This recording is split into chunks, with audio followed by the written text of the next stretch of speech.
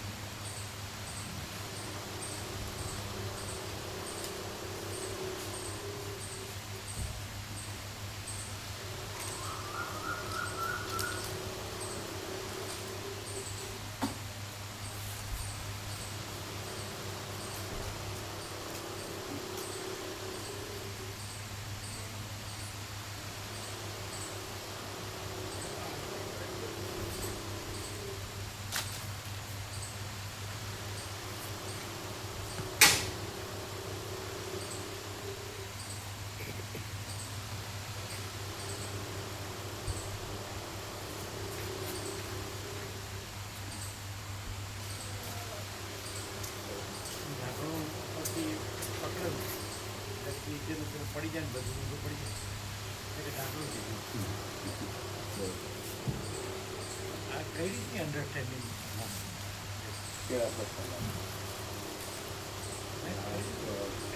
અહીંયા બને બધું અહીંયા જ થાય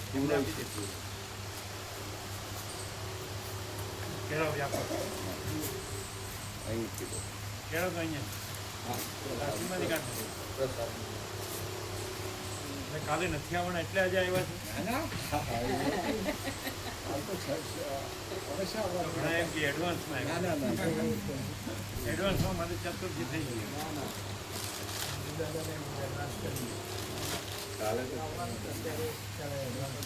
આજે બાળ ગોપાલ પછી પેલું શનિવાર હતું ને કાલે વ્યાપક હતું એટલે આજે બધા ગાંધીનગર જઈને સવારે પછી બધા લઈ આવે. હાલ તો રજા હશે ને? ના કાલ રજા એટલા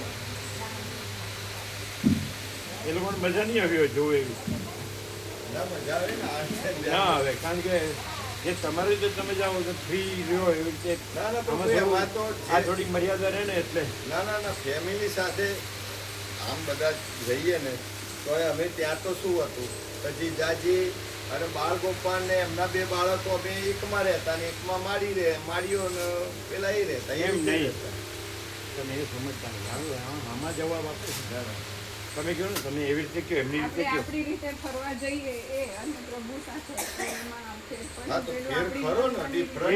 એ હવળું આ શું કરે છે હવળું લેવા જાય છે પ્રેક્ટિકલી જે હોય ને આપણું સાંભળો આપણી જે માનસ કક્ષા આવે ને ત્યાંથી વાત કરવી એ નથી કરતા બધા ઊંચી જ વાત કરે વાત સાચી. તમે એમ કહો કે આપણી રીતે જે મજા આવે તો આ મર્યાદામાં આપણને એવી મજા ન આવે છૂટછાટ ન રહે ને એમ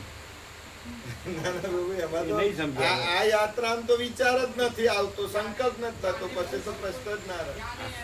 મર્યાદા આવી ગઈ આપણી રીતે ફરવા જઈએ આપણે મનમાની રીતે વર્તીએ કોઈ મર્યાદા નહીં જેમ કરવું એમ કરીએ એવી રીતે મજા આવે અને એટલે આ થોડું બંધન જેવું લાગે આ મર્યાદા જેવું લાગે એ અમને સ્વીકાર્યો જેટલા પણ માળીઓ સાથે આયા એ બધા એવું સ્વીકાર્યું કે જે અમે જતા હતા ફેમિલી સાથે એના કરતાં આ જે આધ્યાત્મિક યાત્રા છે એમાં ખૂબ આનંદ મંગળ થયો.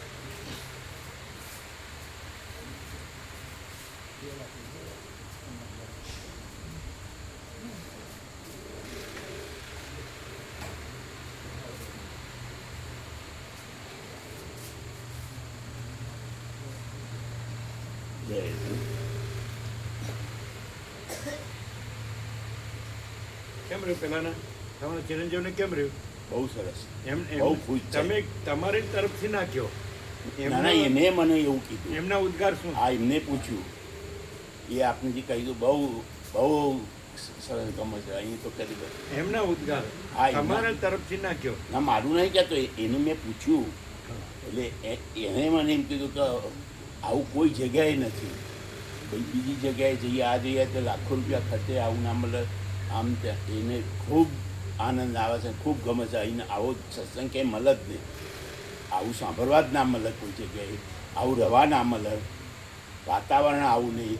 અહીં નિર્દોષ કોઈ જાતિ કે છે સ્વતંત્રતા, અહીંયા બહુ સ્વતંત્રતા છે, કોઈ પૂછે જ નહીં, કોઈ જાતની રોકટોક નહીં, આપણે પૂરા સ્વતંત્ર. અહીં સ્વતંત્રતા બહુ છે, કોઈ રોકટોક નહીં, કોઈની પેલી એ નહીં, માયાની કે પૈસાની લેવડ દેવડ કે કોઈ જાતનું કંઈ જ નહીં. લઘુતાગ્રંથિ કોઈ ગુરુતાગ્રંથિ કશું જ નહીં. અહીંયા તો જાણે આમ મુક્ત વિહાર કરતા હોય એવું લાગે છે, એવું કહે છે.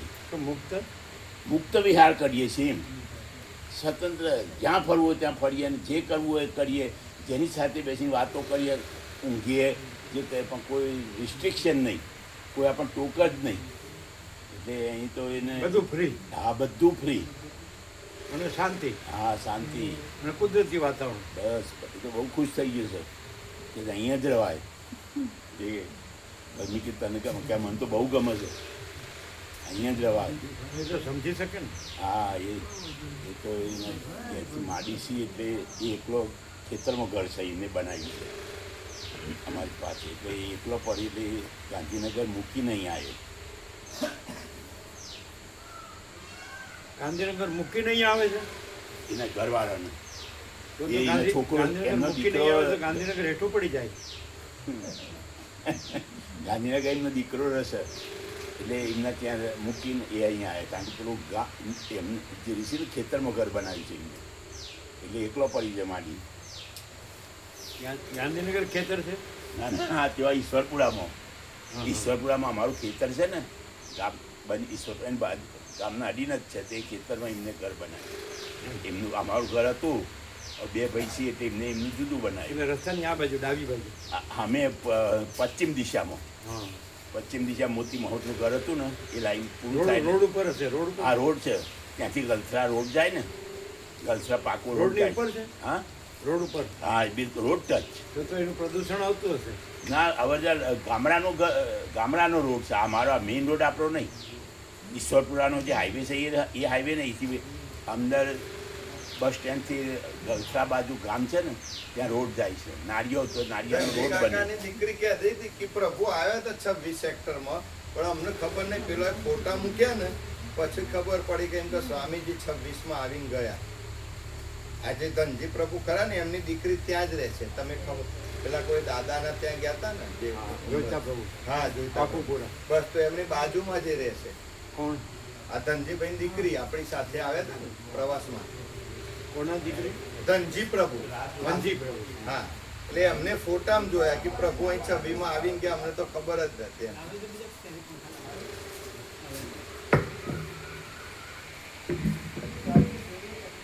ઓમ ઓમ ઓમ. બરાબર છે.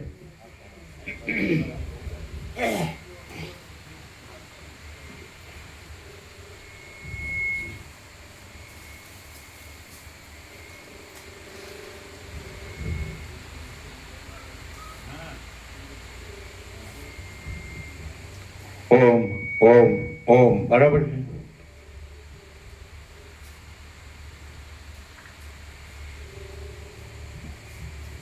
પરમ ચિદાકાશ,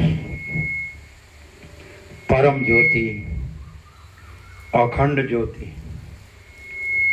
મહાચિદાકાશ, સ્વયં પ્રકાશ, સંપૂર્ણ પ્રકાશ, પૂર્ણ બ્રહ્મ, અનંત તેજઘન, અનંત ચિદઘન, પરમાકાશ, કેવલ, અનંત શુદ્ધ તેજઘન, પરમાકાશ, અખિલાત્મા, પૂર્ણ બ્રહ્મ, પરમાત્મા, પરમ ચિદાકાશ, પરમ જ્યોતિ, અખંડ જ્યોતિ, અનંત, પૂર્ણ, પરમ ચિદાકાશ, પરમ શાંતિ, स्वयं सिद्ध, स्वयं प्रकाश, स्वयं पूर्ण, स्वस्वरूप, यही सब कुछ है, इसके सिवा कुछ नहीं है। शून्यभास, अनंत कोटि, महाकल्पो है ही नहीं।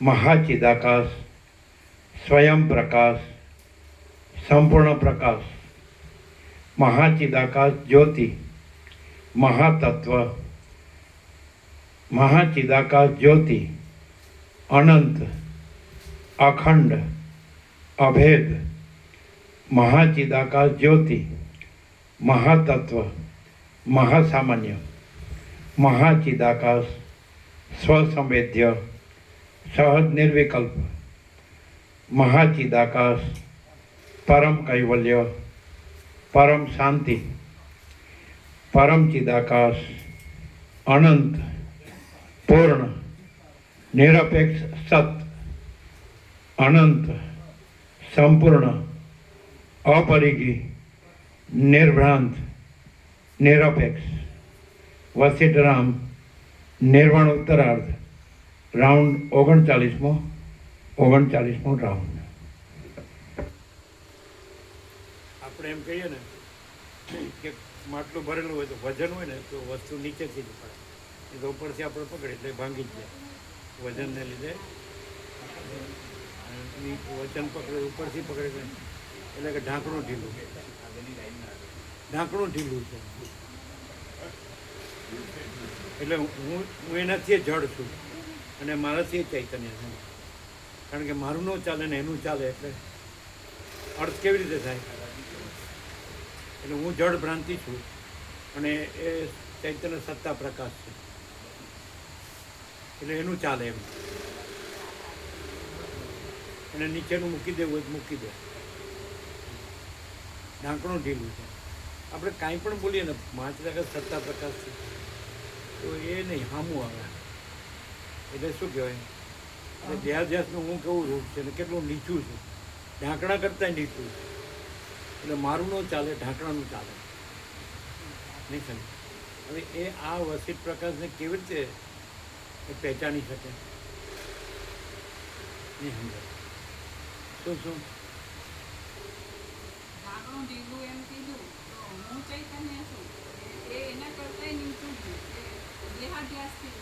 એટલે મેં જેને પટાવ્યો તો એ નીચો હતો.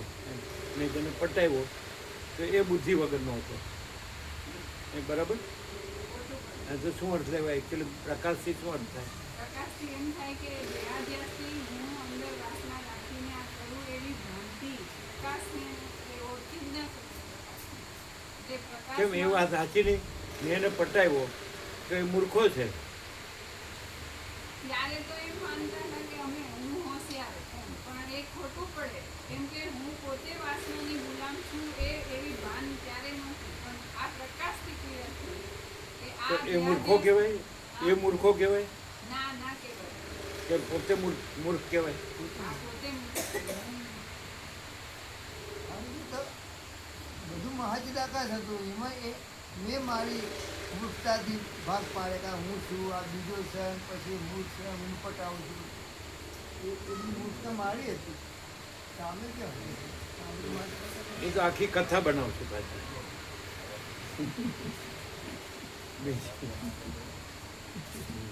ચલો આ પછી હજી આ વિવેક સમજણો નહીં હોય.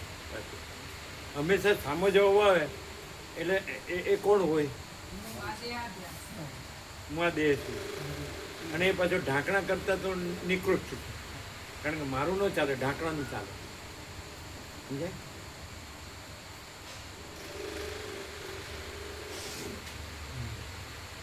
હા એ સમજાણું નહીં હોય, પૂછો.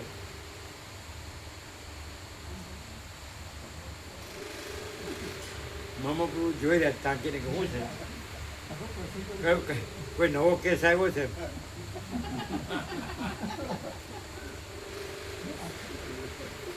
કોઈ ચાલો.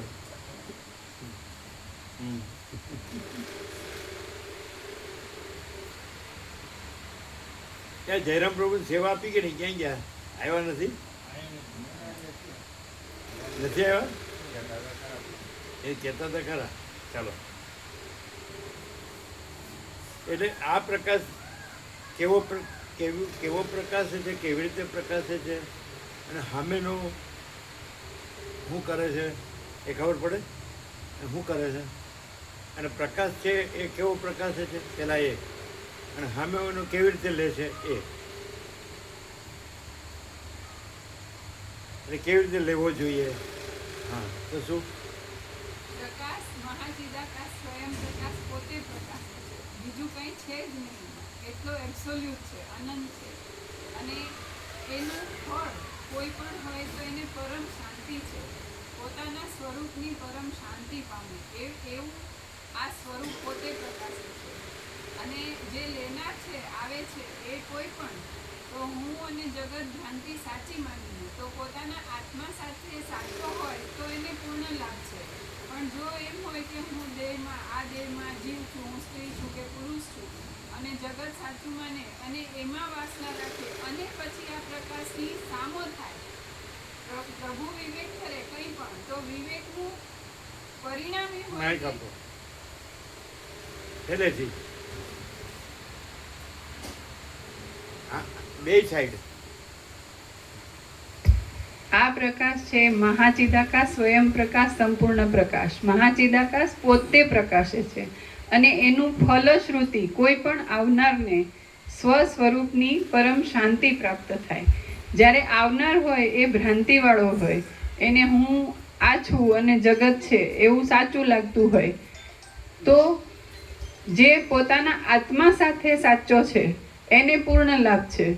અને જે પોતે દેહાધ્યાસથી છે કે આ દેહમાં આ જીવ હું છું, હું સ્ત્રી છું કે પુરુષ છું, જગત સાચું લાગે છે, એમાં વાસના છે, દેહાધ્યાસ છે, અને કંઈક લેવું છે, પામવું છે, એવું કંઈ પણ ભ્રાંતિ હોય, અને આ પ્રકાશમાં આવે અને પ્રભુ કંઈક વિવેક કરે કે પ્રકાશ કરે, તો એને લેવાનું કેવી રીતે હોય કે પ્રભુ જે કહી રહ્યા છે એ પોતાનું પૂર્ણ સ્વરૂપ પ્રકાશે છે, અને એની અંદર કોઈ ભ્રાંતિ નથી. આ હું અને મારી અંદર જે બધી ચંચળતા ભ્રાંતિ છે એ પછી હું પ્રકાશ મને ક્લિયર કરવા માટે કહે છે, તો હું મારા ઈગોને તકલીફ પડે છે એટલે હું સામો જવાબ દઉં, તર્ક કરું, પછી મારી વાસનાને ઢાંકવા માટે હું સારા સારા શબ્દો બોલું, તો પ્રભુ એને ઉઘાડા પાડે કે આ વસ્તુ પ્રકાશમાં નથી, અને તારું પોતાનું સ્વરૂપ તને શાંતિ મળે એને એમાં એ આડું આવે એવી વસ્તુ છે, એને તું ક્લિયર કર, તું આ નથી,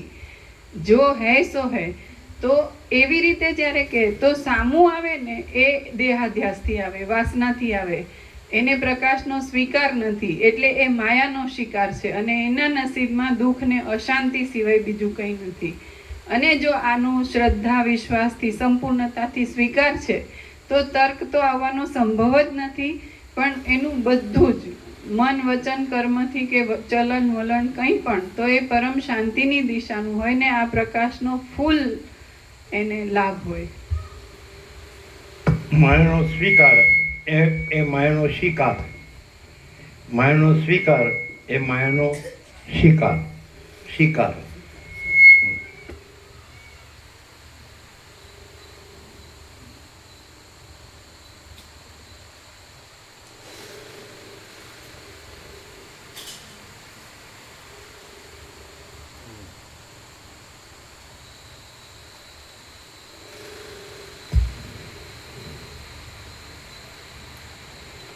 આદ્ય પરબ્રહ્મ સદગુરુ દેવ કી જય.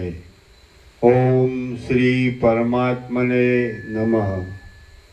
સદગ્રંથોમાં શિરોમણી શ્રી યોગ વાસિષ્ઠ મહારામાયણ નિર્વાણ પ્રકરણ ઉત્તરાર્ધ સર્ગ 86મો પેજ નંબર 1397 1397 સર્ગ 86મો રુદ્રના દેહનો ચિદાકાશમાં લય આ 86મા સર્ગમાં બ્રહ્માંડને ગળી જનારા રુદ્રના દેહનો સૂક્ષ્મપણાને લીધે શિલામાં ચિદાકાશની અંદર લય થઈ જશે એમ વર્ણન આવશે. તે જ પ્રમાણે બીજા પ્રદેશોમાં પણ બ્રહ્મમાં સૃષ્ટિની વિચિત્રતા દેખાયા વિશે કહેવામાં આવશે. વશિષ્ઠ બોલ્યા, હે રામચંદ્રજી, મહાકાશની અંદર રહેલા રુદ્ર કેવી રીતે દેહમાં ભ્રાંતિને છોડી દઈ શાંત થઈ જાય છે તે તમે સાંભળો. તે સમયે એ રુદ્ર ભૈરવ અને ઉપરના તથા નીચેના જગતના બે ખંડ જાણે ચિત્રમાં આલેખેલા હોય તેમ ચેષ્ટા વગરના અને જળ જેવા થઈ રહેલા મારા જોવામાં આવ્યા. પછી એક મુહૂર્ત માત્રમાં તે રુદ્ર આકાશની અંદર જેમ સૂર્યરૂપ દ્રષ્ટિ વડે પૃથ્વીને અને આકાશને જુએ તેમ જગતના બંને નીચે ઉપરના ખંડને જોવા લાગ્યા. પછી નિમેષ માત્રમાં તે એ બંને ખંડને પોતાના શ્વાસોચ્છ્વાસના બળથી મોઢા આગળ ખેંચી લાવ્યા અને જાણે પાતાળની અંદર ફેંકતા હોય તેમ તેમને પોતાના મુખમાં ગળી ગયા. હવે એ બ્રહ્માંડના બે ખંડરૂપી જાડી દૂધની તરને અને પકવાનના સમૂહને ખાઈ ગયા અને આખા આકાશની અંદર પોતે એકલા જ આકાશના જેવા નિરાકાર થઈ રહ્યા. મુહૂર્ત માત્રમાં તે વાદળાના જેવા નાના થઈ ગયા, પછી લાકડી જેવા થઈ ગયા અને પછી તે વ્યર્થ જેવા દેખાવા લાગ્યા. પછી તો મને તેમનો આકાર કાચની કણીના જેવો જોવામાં આવ્યો. ત્યારે હું આકાશમાંથી દિવ્ય દ્રષ્ટિથી જોતો હતો અને મને એ રુદ્રનું તેજ રૂપ બહુ જ ઝીણું થઈ ગયેલું દેખાયું. પછી ક્ષણ માત્રમાં તે પરમાણુ રૂપ થઈ અદૃશ્ય થઈ ગયા. એમ એ રુદ્ર ક્રમે કરી શરદ ઋતુના વાદળાના કડાકાની પેઠે શાંતિને પામી ગયા. જોકે એ રુદ્ર મોટા આડંબરને ધારણ કરી રહ્યા હતા તો પણ જોત જોતામાં તે અદૃશ્ય થઈ ગયા. આમ ક્ષુધા વડે પીડાયેલો હરણ જેમ નાના બે પાંદડાને ગળી જાય તેમ તે રુદ્ર આવરણ રહિત બ્રહ્માંડના બંને ખંડને ગળી ગયા. હવે ત્યાં શાંત નિર્મળ બ્રહ્મરૂપ ચિદાકાશ જ અવશેષ રહ્યું. તે ચિદાકાશ આદિ મધ્ય અને અંતથી રહિત હતું. આ પ્રમાણે તે શિલાની અંદર અરીસામાં પડેલા પ્રતિબિંબની પેઠે આભાસ રૂપે મહાપ્રલય મારા જોવામાં આવ્યો. આ મહાપ્રલયમાં ચારે બાજુ ભ્રાંતિ જ જોવામાં આવતી હતી. પછી જેમ કોઈ ગામડિયો માણસ રાજદ્વારમાં આવતા વિસ્મિત થઈ જાય તેમ તે વિદ્યાધરીનું સ્મરણ કરી તથા એ શિલા અને તેની અંદરના સર્વ વિલાસને સ્મરણમાં લાવી હું વિસ્મિત થઈ ગયો. પાછી ફરીવાર પણ મેં એ સુવર્ણમય શિલાને જોઈ તો એ ભૈરવી દેવીના અંગમાં જેમ સૃષ્ટિ દેખાતી હતી તેમ તે શિલામાં પણ સર્વત્ર સર્વ સૃષ્ટિઓ મારા જોવામાં આવી. આ બધું બુદ્ધિરૂપી નેત્ર વડે અથવા દિવ્ય ચક્ષુ વડે દેખાય છે, બીજી રીતે દેખાતું નથી. કેમ કે સર્વત્ર સદાકાળ સર્વ ચિદાકાશની અચિંત્ય શક્તિને લીધે રહેલું જ છે. એ શિલાને દૂરથી ચર્મચક્ષુ વડે ઉપરથી જોઈએ તો ત્યાં એક શિલા જ દેખાતી હતી અને સૃષ્ટિ આદિ કશું પણ ત્યાં જણાયું ન હતું. ત્યાં તો એક ઘટ્ટ શિલા જ રહેલી જણાતી હતી. એ શિલા સુવર્ણમય હતી, વિશાળ હતી અને સંધ્યાકાળના વાદળાની જેવી સુંદર હતી. પછી વિસ્મયથી વ્યાપ્ત થઈ જઈને મેં પાછો ફરીવાર વિચાર કર્યો. મેં શિલાના બીજા ભાગ તરફ પરમ સૂક્ષ્મ દ્રષ્ટિથી જોયું તો તે ભાગ પણ મને જગતની રચનાના આડંબરવાળો જોવામાં આવ્યો. તેમાં પ્રથમની પેઠે જ મને ગુફાના જેવા વિશાળ પોલાણનો આકાર જણાયો અને તેમાં નાના પ્રકારના પદાર્થોથી સુંદર દેખાતી સૃષ્ટિ મારી નજરે પડી. વળી પાછો મેં શિલાનો બીજો પ્રદેશ પ્રથમની રીતે જોવા માંડ્યો તો તે પણ મને તેવો જ સૃષ્ટિ રચનાવાળો જણાયો. એવી રીતે તે શિલાના જે પ્રદેશો મેં જોયા તેની અંદર અરીસામાં પ્રતિબિંબ થઈ દેખાતા પદાર્થની પેઠે નિર્મળ જગત મારા જોવામાં આવતું હતું. ત્યાર પછી મેં અતિ કૌતુકથી તે પર્વતની બધી શિલાઓ જોઈ. વળી મેં પૃથ્વીના બીજા ભાગો તથા ઘાસ ઝાડી આદિ સ્થળો જોયા તો તે સર્વની અંદર યથાસ્થિતપણે વિવિધ આકારવાળું જગત રહેલું મારા જોવામાં આવ્યું. પરંતુ ભ્રાંતિ વિનાની પરમ સૂક્ષ્મ બુદ્ધિ વડે જ તે દેખાય છે, બાકી બીજી રીતે તે દેખાતું નથી. તેમાં કોઈક સ્થળે તો પહેલી સૃષ્ટિનો આરંભ થયેલો દેખાતો હતો અને પ્રજાપતિઓની ઉત્પત્તિ થતી જણાતી હતી. કોઈક ઠેકાણે નક્ષત્રો, ચંદ્ર, સૂર્ય, દિવસ, રાત્રિ, ઋતુઓ અને વર્ષોની કલ્પના થતી હતી. કોઈક જગ્યાએ પૃથ્વીની પીઠ ઉપર માણસોની વસ્તી પેદા થતી દેખાતી હતી. કોઈ એક ઠેકાણે તો સગરના પુત્રોથી નહીં ખોદી શકાયેલી મહાભયંકર 4 સમુદ્રરૂપી ખાઈ નજરે પડતી હતી. કોઈક સ્થળે દેવતાઓની સૃષ્ટિ ન થતાં કેવળ દૈત્યોની સૃષ્ટિ જ પેદા થતી હતી. કોઈક ઠેકાણે કાંઈક સત્યયુગના આચારવાળા સજ્જન પ્રાણીઓ દેખાતા હતા અને કોઈક ઠેકાણે કાંઈક કળિયુગના આચારવાળા દુર્જન પ્રાણીઓ નજરે પડતા હતા. કોઈક જગ્યાએ અનેક નગરોના સમૂહોમાં દૈત્યોનો કાંઈ સંગ્રામ થતો રહેવાથી અંદર દાખલ થઈ શકાય તેવું ન હતું. કોઈક ઠેકાણે તો મોટા મોટા પર્વતોના સમૂહોથી એક તલભાર જમીન પણ ખાલી ન હતી. કોઈક જગ્યાએ તો કશી સૃષ્ટિ જ પેદા થઈ ન હતી, પણ માત્ર એક બ્રહ્મા જ દેખાતા હતા. કોઈક સ્થળે તો જરા મરણ વિનાના મનુષ્યોવાળું ભૂતળ દેખાતું હતું. કોઈક ઠેકાણે ચંદ્રમા ઉત્પન્ન ન થવાથી ચંદ્રમારૂપી ભૂષણ વિનાના મસ્તકવાળા શિવજીનું દર્શન થતું હતું. કોઈક સ્થળે તો ક્ષીરસાગરનું મંથન થયું નહોતું, તેથી અમૃતનો લાભ ન થતાં મૃત્યુ ધર્મવાળા દેવતાઓથી સર્વ ભરપૂર દેખાતું હતું. ત્યાં અમૃત, અશ્વ, ઉચ્ચૈશ્વર નામનો ઘોડો, ત્યાં અમૃત, અશ્વ, ઐરાવત, ધન્વંતરી, કામધેનુ, લક્ષ્મી તથા કાળકૂટની ઉત્પત્તિ જ ન હતી.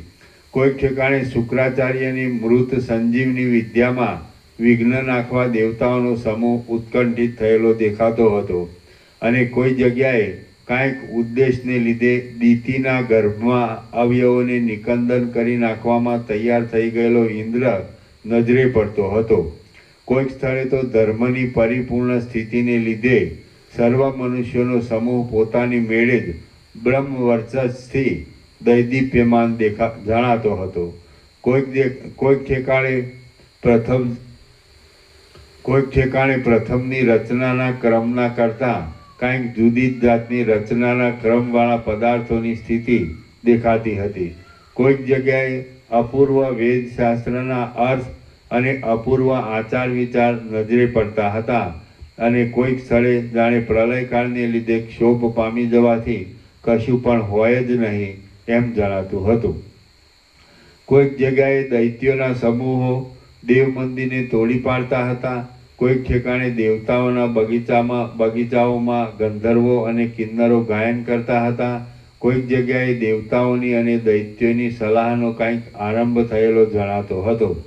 એવી રીતે ભૂત, ભવિષ્ય અને વર્તમાન એ ત્રણેય કાળના જગતોનો આડંબર મેં મોટા મોટા જગતના સમૂહ રૂપે દેખાતા સબલ બ્રહ્મની અંદર જોયો. તેમાં એક ઠેકાણે પ્રલયકાળના યોગથી ક્ષોભ પામેલા પુષ્કરાવર્ત નામના મેઘોનો ગડગડાટ સંભળાતો હતો. વળી એક ઠેકાણે પ્રાણીઓનો સમુદાય કશી પીડા ન હોવાને લીધે શાંત સ્થિતિમાં રહેલો જણાતો હતો. કોઈ એક ઠેકાણે દેવો, દાનવો અને માનવોના રાજાઓ ગડબડાટવાળા જણાતા હતા. કોઈ એક સ્થળે સૂર્યનો ઉદય જ થતો ન હતો અને અંધકાર તથા વાદળાની ગાંઠી ઘટા જામી રહી હતી. કોઈ એક ઠેકાણે અંધકાર જ થતો ન હતો અને અંદર જાણે જ્વાળાઓ સળગી હોય તેમ પ્રકાશ જ નજરે આવતો હતો. આથી તે પ્રદેશ રમણીય દેખાતો હતો. કોઈક સ્થળે વિષ્ણુ ભગવાનની નાભિરૂપ કમલિનીની નાળમાં છુપાઈ રહેલા મધુ કૈટભ દૈત્ય નજરે આવતા હતા. કોઈ એક ઠેકાણે ભગવાનના નાભિ કમળરૂપી પેટીમાં સૂઈ રહેલા નવા બાળકરૂપ બ્રહ્માજીના દર્શન થતા હતા.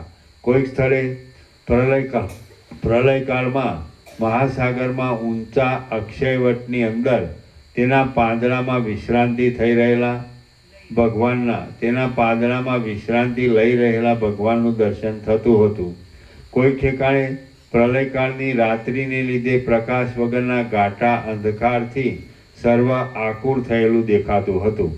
કોઈક સ્થળે શિલાના ગર્ભના જેવું એકરસ અવકાશ વિનાનું સુષુપ્તિ અવસ્થાવાળાના જેવા આકારને ધારણ કરી રહેલું જાણી ન શકાય તેવું લક્ષણ રહિત અને જાણે સુષુપ્તિ અવસ્થાને પામેલું અતકર્ય આકાશ જ ચારે બાજુ વિશાળ આકારે પ્રસરી રહેલ જણાતું હતું. કોઈક ઠેકાણે તો પાંખોના આધારે રહી શકનારા પર્વતોરૂપી કાગડાઓ વડે આકાશ વ્યાકુળ થઈ રહેલું દેખાતું હતું. કોઈક ઠેકાણે વજ્રના સંઘર્ષથી વિખરાઈ જતા પર્વતોનો પ્રકાશ દેખાતો હતો. કોઈક ઠેકાણે મર્યાદાને ઓળંગી ગયેલા મદોન્મત્ત સમુદ્રો પૃથ્વીને અને પર્વતોને ઘસડી જતા હતા. કોઈક સ્થળે ત્રિપુરાસુર, વૃત્રાસુર, અંધકાસુર અને બલિરાજાનું યુદ્ધ જામી રહ્યું હતું. કોઈ ઠેકાણે મદોન્મત્ત દિગ્ગજો વડે પૃથ્વી કંપતી હતી. કોઈક સ્થળે પ્રલયકાળને લીધે પૃથ્વી શેષનાગના મસ્તક ઉપર આળોટતી હતી. તો કોઈ સ્થળે બાળવયના રામચંદ્રજી રાવણરૂપી રાક્ષસનો વધ કરતા દેખાતા હતા. કોઈક ઠેકાણે રાવણરૂપી રાક્ષસ રામચંદ્રને છેતરી લઈ સીતાજીનું હરણ કરતો જણાતો હતો. કોઈક સ્થળે પૃથ્વી ઉપર પગને ધારણ કરી રહેલા અને મેરુ પર્વતના શિખર ઉપર મસ્તક રાખી રહેલા કાળનેમી દૈત્યે આકાશને દબાવ્યું હતું. કોઈક ઠેકાણે દેવતાઓની નસાડી મૂકી નિરંતર દૈત્યો જ સર્વનું પાલન કરતા જણાતા હતા અને કોઈક ઠેકાણે દૈત્યોની નસાડી મૂકી દેવતાઓ જ સર્વનું પાલન કરતા હતા. કોઈક સ્થળે અર્જુન વડે યુક્ત અને પોતાના મનુષ્યનું રક્ષણ કરી રહેલા કૃષ્ણ ભગવાન અને પાંડવો કૌરવો મહાભારતના યુદ્ધમાં અનેક અક્ષયહિણીનો સંહાર કરતા જણાતા હતા.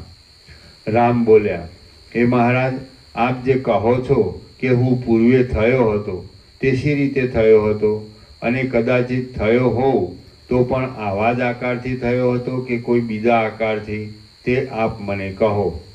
વશિષ્ઠ બોલ્યા, હે રામચંદ્રજી, ગડા તથા કોઠી આદિમાં પૂરાતા અડદ જેમ ભરાતા અને ઠલવાતા રહે છે, તેમ જગતના સર્વ પદાર્થો તે જ ક્રમથી અથવા બીજા ક્રમથી જન્મ મરણને પ્રાપ્ત થતા જ રહે છે. કેટલાક સર્વક્રમોમાં સમાન હોય છે, કેટલાક તેના તે જ આકારથી પાછા થાય છે, કેટલાક બીજા જ આકારથી પાછા ઉત્પન્ન થાય છે, અને કેટલાક સમુદ્રના તરંગની પેઠે એકબીજાના જેવા જ દેખાય છે. તમે ફરીવાર તેના તે જ અવતરેલા છો, હું પણ ફરીવાર તેનો તે જ અવતરેલો છું, અને આ બીજા મનુષ્યો પણ ફરીવાર તેના તે જ અવતરેલા છે. તત્વદ્રષ્ટિથી જોઈએ તો કોઈ દિવસ કશું ઉત્પન્ન જ થતું નથી, કેમ કે પરબ્રહ્મની અંદર બીજા જુદા જુદા પદાર્થો કે આ સર્વ દ્રશ્ય સંભવતું જ નથી. હવે માયા દ્રષ્ટિથી જોતા સમુદ્રમાં ઉત્પન્ન થતા તરંગો તેના તે જ છે કે બીજા એમ નિર્ણય થઈ શકતો નથી. તે જ પ્રમાણે સંસાર સાગરમાં ભમ્યા કરતા પ્રાણીઓ પણ તેના તે જ છે કે બીજા એનો કશો નિર્ણય થઈ શકે તેમ નથી. આ સંસારમાં ભ્રાંતિને લીધે અનંત પ્રાણીઓ જન્મ મરણને પ્રાપ્ત થતા રહે છે. કેટલાક પાછા તેના તે ઉત્પન્ન થાય છે, કેટલાક બીજા રૂપે ઉત્પન્ન થાય છે, કેટલાક સમ વિષમ ભાવનાવાળા દેખાય છે, કેટલાક તેવા જ રૂપે આવૃત્તિને પ્રાપ્ત થતા રહે છે, અને કેટલાક બીજા રૂપે આવૃત્તિને પ્રાપ્ત થતા દેખાય છે. સર્વ પ્રાણીઓ જગતરૂપી સમુદ્રના બિંદુઓના સમૂહ રૂપ છે.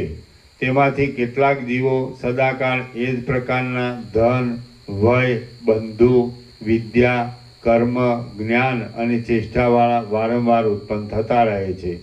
કેટલાક જીવો પ્રથમ જન્મના ધન, વય વગેરેના કરતાં અર્ધ સ્થિતિવાળા થાય છે અને કેટલાકમાં પૂર્વજન્મની સ્થિતિનો ચોથો ભાગ દેખાય છે. વળી કેટલાક બીજા જીવો તેમના ધન, વય વગેરેથી વિચક્ષણ અથવા વિરુદ્ધ ધન, વય વગેરેવાળા હોય છે. કેટલાક જીવો પરસ્પર ધન, વય વગેરેમાં સમાનતાવાળા હોય છે. કેટલાક જીવો કાળયોગે એકબીજાથી વિલક્ષણવાળા થઈ જાય છે. કેટલાક કાળયોગે સમાનતાવાળા થઈ જાય છે અને કેટલાક જીવો નિરંતર કાળયોગથી ફેરફારવાળા જ થતા રહે છે. એ જીવો રાગ, દ્વેષ આદિ દોષો વડે આકુળ એવી વિચિત્ર ધર્મ અધર્મ સંબંધિત ચેષ્ટાને લીધે કાળે કરીને નાના પ્રકારના દેહોને ધારણ કરે છે. તેઓ જાણે બીજી જ સ્થિતિવાળા હોય તેમ નરક આદિ નીચ લોકમાં અને સ્વર્ગ આદિ ઉપરના લોકમાં ભમતા રહે છે. આ રીતે દેહના સંબંધથી ખેદને પ્રાપ્ત થનારા અને જુદા જુદા રૂપે દેખવામાં આવતા અગણિત પ્રાણીઓરૂપી જળો આ ચપળ સંસારરૂપી સાગરને વિશે ચકરીઓના કુંડાળાની પેઠે વહે જાય છે.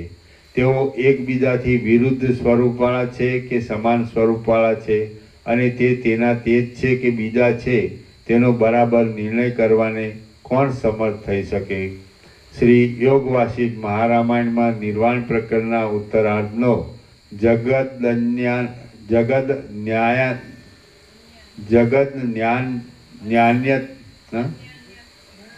જગદ અન્યત્વ વર્ણન નામનો સર્ગ 86મો સમાપ્ત. સર્ગ 87મો. પોતાના દેહમાં વિશ્વની કલ્પના. આ 87મા સર્ગમાં વશિષ્ઠજી પોતાના દેહ વિશે વિશ્વની કલ્પના કરશે અને પોતાના સ્વયંભૂપણા વિશે પણ વર્ણન કરશે. વશિષ્ઠ બોલ્યા, હવે હું ચિદાકાશ રૂપે સર્વત્ર વ્યાપ્ત થઈ રહ્યો હતો અને અનંત તથા નિર્વિકાર રૂપે સર્વત્ર રહ્યો હતો. મેં મારા શરીરની અંદરના કોઈ એક ભાગમાં ચિત્ત સ્થિર રાખી જોયું તો જેમ ક્ષેત્રમાં વાવેલા બીજ ઉપર પાણી પડતા તે અંકુરિત થઈ જાય છે તેમ તેમાં પણ તેની અંદર રહેલી સૃષ્ટિ અંકુરિત થઈ ગયેલી મારા જોવામાં આવી. જળનું સિંચન થતાં વૃદ્ધિ પામેલા બીજની અંદર જેમ અંકુર રહ્યો હોય છે તેમ સાકાર અને નિરાકાર એવી સર્વ જળચેતન વસ્તુની અંદર જગત રહેલું જ છે. કેવળ ચિદ્રૂપ પુરુષ સુષુપ્તિ અવસ્થામાંથી સ્વપ્ન અવસ્થાને પ્રાપ્ત થાય છે એટલે તેના પોતાના સ્વરૂપમાંથી જ આવી સ્વપ્ન સૃષ્ટિ ઉત્પન્ન થાય છે. પછી સ્વપ્ન અવસ્થાની નિવૃત્તિ થાય છે એટલે એ ચિદાકાશમાંથી જાગ્રત પ્રપંચ ખડો થઈ જાય છે. તે જ પ્રમાણે સૃષ્ટિના આદિકાળમાં પણ સદા અખંડ રૂપે રહેનારા અનુભવરૂપ આત્માના ચિદાકાશ રૂપની અંદર જ સૃષ્ટિ ખડી થઈ ગયેલી છે અને તે ચિદાકાશથી જુદી નથી. રામ બોલ્યા, હે પરમ ચિદાકાશ રૂપ વશિષ્ઠ મુનિ. રામ બોલ્યા, હે પરમ ચિદાકાશ રૂપ વશિષ્ઠ મુનિ, તમારું સ્વરૂપ ચિદાકાશ રૂપ છે અને આકાશના જેવું શૂન્ય છે, તો તેની અંદર શી રીતે સૃષ્ટિ ઉત્પન્ન થાય છે તે મને સારી રીતે બોધ થવા માટે ફરીવાર કહો. વશિષ્ઠ બોલ્યા, હે રામચંદ્રજી, જે હું કહું છું તે તમે સાંભળો. તે વખતે મેં મારા શરીરમાં જગતની સૃષ્ટિની કલ્પના કરી એટલે મને ખરેખર સ્વયંભૂપણાનો અનુભવ થયો. એ અનુભવ સ્વપ્નનગરની પેઠે મિથ્યા છતાં સત્ય જેવો જણાતો હતો. હું ચિદાકાશ રૂપે સર્વત્ર વ્યાપ્ત થઈ રહ્યો હતો. મેં શિલા આદિને વિશે સૃષ્ટિનો તથા મહાપ્રલય આદિનો આડંબર જોયો અને મારા પોતાના શરીરના એક ભાગમાં સૃષ્ટિ જોવાની ઈચ્છાથી મેં ચિદાત્માને પ્રવર્તાવ્યો. જે વખતે એ નિર્મળ ચિદાત્માનો એ ભાગમાં પ્રસાર થયો તે જ વખતે તેમાં આકાશના જેવું કંઈક મારા જોવામાં આવ્યું. હે રામચંદ્રજી, જેમ નિદ્રાથી સ્વપ્ન આવતા તમને તેમાં જાગ્રતપણાનો કે બીજા સ્વપ્નનો અનુભવ થાય છે પણ તેનો આધાર કે અધિષ્ઠાન તમારો પોતાનો આત્મા જ જણાય છે. તેમ જો કે તે સમયે મને આકાશનો અનુભવ થયો હતો, પણ તેનો આધાર કે અધિષ્ઠાન ચિદાકાશ જ મને જણાતું હતું. એમ તમે સમજો. પ્રથમ તો દિશાઓને પોતામાં આરોપનારું આકાશ ચિત્ત શક્તિ વડે ચિત્તરૂપ થઈ જાય છે. પછી તેમાંથી અહંકાર પેદા થાય છે અને તે જ નિશ્ચય રૂપે ગાંઠાપણાને પ્રાપ્ત થઈ બુદ્ધિ કહેવાય છે. પછી તે બુદ્ધિ સંકલ્પ વિકલ્પ આદિ રૂપે ગાંઠાપણાને પામતા મન કહેવાય છે. હવે તે મન શબ્દ તન્માત્રાને અને બીજી પણ સ્પર્શ તન્માત્રા વગેરે તન્માત્રાઓને કલ્પી લે છે અને તે સ્થૂળતાને પ્રાપ્ત થતાં 5 ઇન્દ્રિયો રૂપ બને છે. એવી રીતે ઇન્દ્રિયોનો સમુદાય ઉદય પામે છે. જેમ સુષુપ્તિ અવસ્થામાંથી સ્વપ્ન અવસ્થામાં જનારા જીવને સ્વપ્ન સૃષ્ટિ ખડી થઈ જાય છે અને તે સુખ દુઃખ પેદા કરે છે, તેમ સૃષ્ટિના આદિકાળમાં નિર્વિકાર એવા ચિદાત્માને ક્ષણવારમાં જગતરૂપી દ્રશ્ય ઘાટી રૂપે ઉદય પામે છે અને તે સુખ દુઃખ પેદા કરે છે. આ અનંત દ્રશ્યજાળની પ્રતીતિ સર્વને એક સરખા કાળ સુધી ભાષા કરે છે. તેમાં કેટલાક તેની ઉત્પત્તિ વિશે વર્ણન કરે છે અને કેટલાક તે વિશેનું વર્ણન કરતા નથી. આ પ્રમાણે રમણીય એવા એક પરમાણુ જેવડા ભાગમાં પણ બ્રહ્માંડ રૂપે પ્રસરી રહેલા ચિદાત્માનો મને અનુભવ થયો. બાકી વસ્તુતઃ જોઈએ તો એ સર્વ નિર્મળ ચિદાકાશ રૂપ હતું. આકાશની અંદર જેમ સ્વભાવે જ નિરંતર પવન વાયા કરે છે, તેમ સ્વભાવે જ મન પણ સર્વ ઠેકાણે પોતાના શરીરને કલ્પી લે છે. સર્વના પરમ કારણરૂપ એવી હિરણ્યગર્ભના મનની કલ્પના શક્તિ પ્રથમ જે પદાર્થનું જેવું રૂપ કલ્પાઈ ગયું હોય છે તેને તે પોતે પણ ઘણો યત્ન કરવા છતાં પણ ફેરવી શકતા નથી. તો પછી બીજાથી તો તે નિયમો કેમ ફરી શકે? હું ચેતનપણાને લીધે અપરિચ્છિન્ન છું અને ચિત્તે કરેલી પરિચ્છિન્નપણાની કલ્પનામાં જોડાઈ જતાં હું અણુરૂપ થઈ ગયો.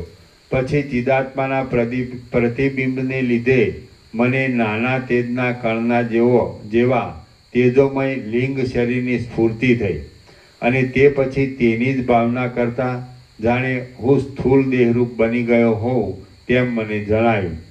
પછી હું કાંઈક રૂપ આદિ વિષયનો અનુભવ કરું એવો મારા સૂક્ષ્મ જીવાત્મામાં જરાક વિચાર આવ્યો, એટલે મેં તે વિષયમાં પ્રવૃત્તિ કરી અને મને તેની ગ્રાહક ઇન્દ્રિયો તથા વિષયો વગેરેનો અનુભવ થયો.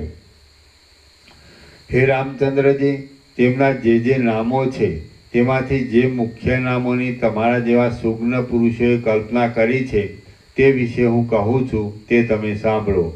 જે રંધ્ર વડે મેં જોવાની પ્રવૃત્તિ કરી તે ચક્ષુ કહેવાય છે. જે કાંઈ જોવાનું હોય તે રૂપ દ્રશ્ય કહેવાય છે અને તે બંનેના સંયોગનું જે ફળ તે દર્શન કહેવાય છે.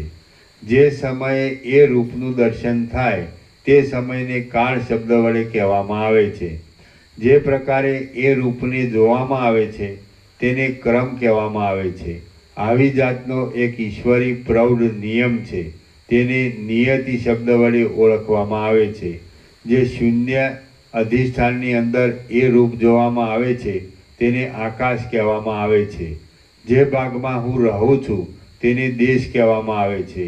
આવી કલ્પના આપણા ચિત્તમાં હમણાં વ્યવહાર દશામાં જ ઉદય પામે છે, પણ તે સમયે તો આ સર્વ ચિદાત્માનો જ એક વિલાસ છે. એમ જણાવાથી હું પોતે પણ ચિદાત્માના વિલાસરૂપ છું એમ મને ભાસતું હતું. પછી હું જોઉં એવો મને કાંઈક સંકલ્પ ઉઠ્યો. તેથી હું બંને ચક્ષુ ગોલકથી જોવા લાગ્યો. આમ જે મેં જોયું તે ચિદાકાશથી જુદી રૂપે દેખાવ આપનારું રૂપ હતું. મેં જે ગોલકથી જોયું તે આ લોચન છે. પછી હું કાંઈ સાંભળું એવા સંકલ્પની મને સ્ફૂર્તિ થઈ, એટલે ફૂંકેલા શંખના જેવા ઝંકારનો શબ્દ મારા સાંભળવામાં આવ્યો અને એ શબ્દ આકાશનો સ્વાભાવિક ગુણ છે. પ્રાણવાયુના સંબંધથી પ્રસરી રહેલો શબ્દ જે બંને પ્રદેશ વડે સંભળાયો તે આ બે કર્ણરંધ્ર છે. પછી મને સ્પર્શ વિશેનો કાંઈક અનુભવ થયો અને જે પ્રદેશ વડે તેનો અનુભવ થયો તે ત્વક ઇન્દ્રિય કહેવાય છે. જેના અસ્તિત્વ વડે મારા અંગને સ્પર્શ વિષયનો અનુભવ થયો તે રૂપરહિત અને સ્પર્શવાળો વાયુ કહેવાય છે અને સ્વયંભૂના સત્ય સંકલ્પને આધારે રહેલો છે. આમ હું અનુભવ સ્વરૂપ છું અને મારી અંદર આમ ત્વચા ઇન્દ્રિય તથા તન્માત્રા સ્પર્શ એ બંને ખડા થઈ ગયા. મને જે વડે રસાસ્વાદનો અનુભવ થયો તે જીહવા ઇન્દ્રિય છે અને તેનો વિષય રસ કે જે તન્માત્રા રૂપ છે તે પણ મારામાં ઉપર પ્રમાણે ખડા થઈ ગયા.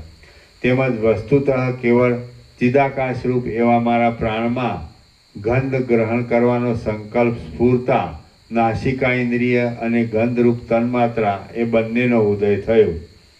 આવી રીતે જોકે દેહ ઇન્દ્રિય વિષય વગેરેની સંપત્તિ મારામાં દેખાતી હતી, છતાં વસ્તુતઃ જોઈએ તો સર્વ કલ્પના માત્ર અને મિથ્યા હતું. તેથી કશું પણ થયું જ ન હતું. ઉપર કહ્યા પ્રમાણે ઇન્દ્રિયો અને તન્માત્રાઓ ખડી થઈ ગઈ અને હું વૃત્તિ દ્વારા તદાકાર થવા લાગ્યો. એટલે તરત જ શબ્દ, સ્પર્શ, રૂપ, રસ અને ગંધ એ રૂપી શરીરને ધારણ કરી રહેલા 5 વિષયોના ભોગનો મને બળાત્કારથી અનુભવ થવા લાગ્યો. એ વિષયો મિથ્યાપણાને લીધે નિરાકાર હતા, છતાં માત્ર ભ્રાંતિ વડે તે વિષયના રૂપમાં ભાસતા હતા. ઇન્દ્રિયો તથા વિષયો વગેરેના સમૂહમાં અભિમાન બંધાવાથી હું અમુક રૂપે છું એવી જે ભાવના મારામાં ખડી થઈ ગઈ તેને જ તમારા જેવા વિવેકી પુરુષો અહંકાર નામથી કહે છે. એ અહંકાર નિશ્ચય રૂપે ગાંઠાપણાને પ્રાપ્ત થાય છે ત્યારે તે બુદ્ધિ નામથી ઓળખાય છે. તે બુદ્ધિ પાછી ગાંઠાપણાને પ્રાપ્ત થાય છે એટલે મન નામથી ઓળખાય છે. આમ હું અંતઃકરણ રૂપ બની ગયો અને મારું શરીર આતિવાહિક થઈ ગયું. એટલે કે હું સૂક્ષ્મ શરીરવાળો બની ગયો. પરંતુ ખરી રીતે જોતા મારું સ્વરૂપ શુદ્ધ ચિદાકાશ જ હતું. કેવળ આકાશરૂપ હોવાથી હું પવનના કરતાં પણ શૂન્ય જણાતો હતો અને આકાર રહિત હોવાથી મારામાં કલ્પાયેલા સર્વ ભાવોને હું રોકતો નહોતો. પછી મારા મનની તેવી ભાવનાને લીધે હું ઘણા લાંબા કાળ સુધી સ્વયંભૂના દેહમાં રહ્યો અને મને પ્રતીતિ થઈ કે હું 4 મુખવાળા બ્રહ્માના દેહથી મુક્ત છું. યુક્ત છું. પછી જેમ કોઈ શૂન્ય સ્થળમાં સૂતેલો પુરુષ સ્વપ્નમાં ઉડી આકાશમાં ફરતા શબ્દ કરે તેમ એ પ્રતીતિ વડે મેં શબ્દનો ઉચ્ચાર કરવાની પ્રવૃત્તિ કરી. પ્રથમ તો મેં બાળકની પેટે ઓમ તેટલા શબ્દનો ઉચ્ચાર કર્યો અને તે જગતમાં ઓમકાર નામથી પ્રસિદ્ધ થયો. ત્યાર પછી હું સ્વપ્નનગરની પેઠે જે કાંઈ બોલ્યો તે વાણી રૂપે જગતમાં પ્રસિદ્ધિને પ્રાપ્ત થયું એમ તમે સમજો. આ પ્રમાણે હું પોતે જ સૃષ્ટિના કર્તા તથા જગતગુરુ એવા બ્રહ્મારૂપ બની ગયો અને એ મનોમય સ્વયંભૂના દેહ વડે મેં સૃષ્ટિઓને કલ્પી લીધી. આમ હું બ્રહ્મારૂપે ઉત્પન્ન થયેલો જણાયો, પરંતુ ખરી રીતે જોઈએ તો હું કશા રૂપે ઉત્પન્ન થયો ન હતો. મેં તે સમયે મારા સ્થૂળ દેહ રૂપે સર્વ બ્રહ્માંડને જોયું અને બ્રહ્માંડથી કશું પણ મને બહાર દેખાતું નહોતું. ખરું જોઈએ તો જગત મારા મનના એક વિલાસરૂપ હતું અને તેની અંદર કશું પણ થયું જ ન હતું. માત્ર શૂન્ય ચિદાકાશ જ સર્વત્ર પ્રસરી રહ્યું હતું. એવી રીતે આ સર્વ સૃષ્ટિ શૂન્ય ચિદાકાશ રૂપ જ છે અને તેની અંદર પૃથ્વી આદિ પદાર્થોનું જરા પણ અસ્તિત્વ નથી જ. ચિદાકાશની અંદર ભ્રાંતિથી જ જગતરૂપી ઝાંઝવાના જળની પ્રતીતિ થાય છે. બાકી કાંઈ પણ ચિદાકાશથી બહાર નથી. તેમ બાહ્ય પ્રદેશમાં જે કાંઈ જુદું નજરે દેખાય છે તે પણ નથી. કેવળ ચિદાકાશ જ વિવર્ત રૂપે અનેક રૂપે ભ્રાંતિને યોગ્ય પ્રતીતિમાં આવે છે. નિર્જળ પ્રદેશમાં જળ હોતું જ નથી, છતાં મૃગ આદિ પ્રાણીઓનો જીવાત્મા અંદર તૃષાથી તાપ પામીને સંભ્રમમાં પડી જાય છે અને ઝાંઝવાના જળરૂપે નિર્મૂળ ભ્રાંતિને દેખે છે. એવી રીતે બ્રહ્મની અંદર જગત છે જ નહીં તો પણ જીવાત્મા અજ્ઞાનના આવરણને લીધે ભ્રાંતિ પામે છે અને આ જગતરૂપી નિર્મૂળ ભ્રમને દેખે છે. સંકલ્પ વડે ખડા થઈ ગયેલા મનોરાજ્યની પેઠે અને સ્વપ્નનગરની પેઠે આ જગત અસત્ય છતાં હૃદયની અંદર ખડું થઈ રહ્યું છે.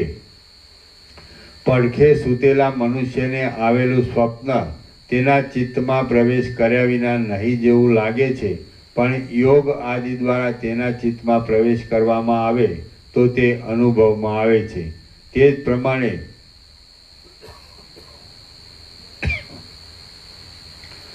જ પ્રમાણે અધિષ્ઠાન ચૈતન્યરૂપી શિલામાં રહેલું જગત પણ તેમાં જો પ્રવેશ કરાય તો જ અનુભવમાં આવે છે.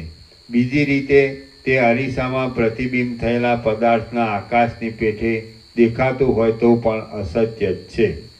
જો આધિભૌતિકપણારૂપી નેત્રથી તેને જોવામાં આવે તો એ જગત વગેરે કશું પણ દેખાતું નથી. એકમાત્ર લોકાલોક પર્વત જ જોવામાં આવે છે.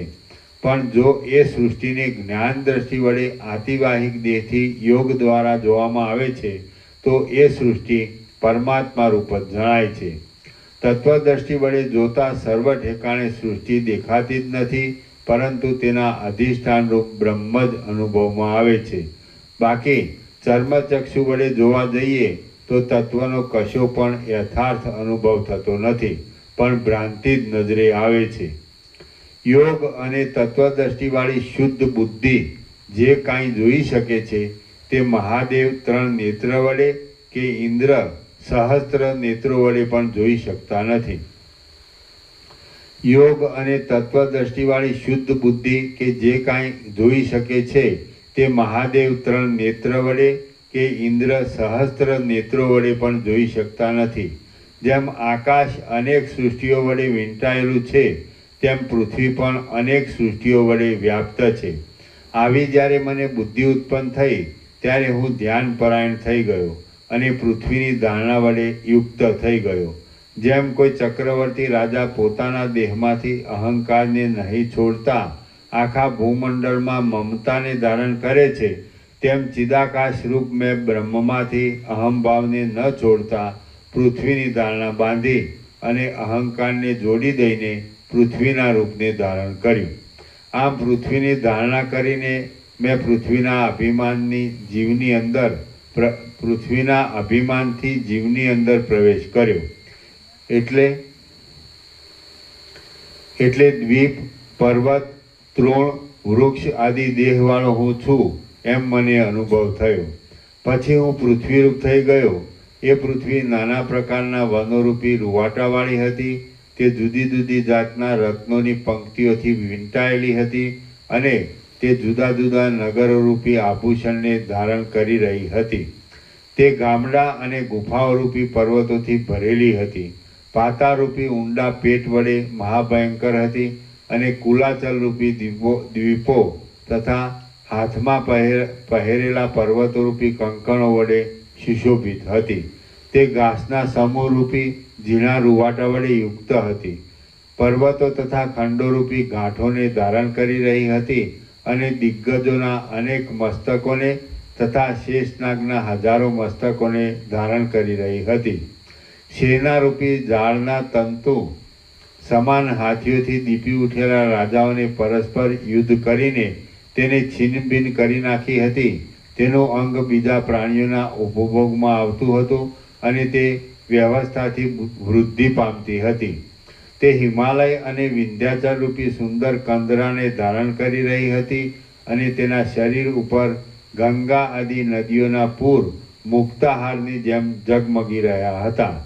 તે ગુફાઓને લીધે ગહન હતી. કચ્છ જળપ્રાય આદિ દેશો વડે સુશોભિત હતી અને તેને સાગરરૂપી અનેક અરીસાઓ હતા. વળી તે નિર્જળ ભૂમિ અને ક્ષાર ભૂમિરૂપી શ્વેત સુંદર વસ્ત્ર વડે શોભાયમાન હતી.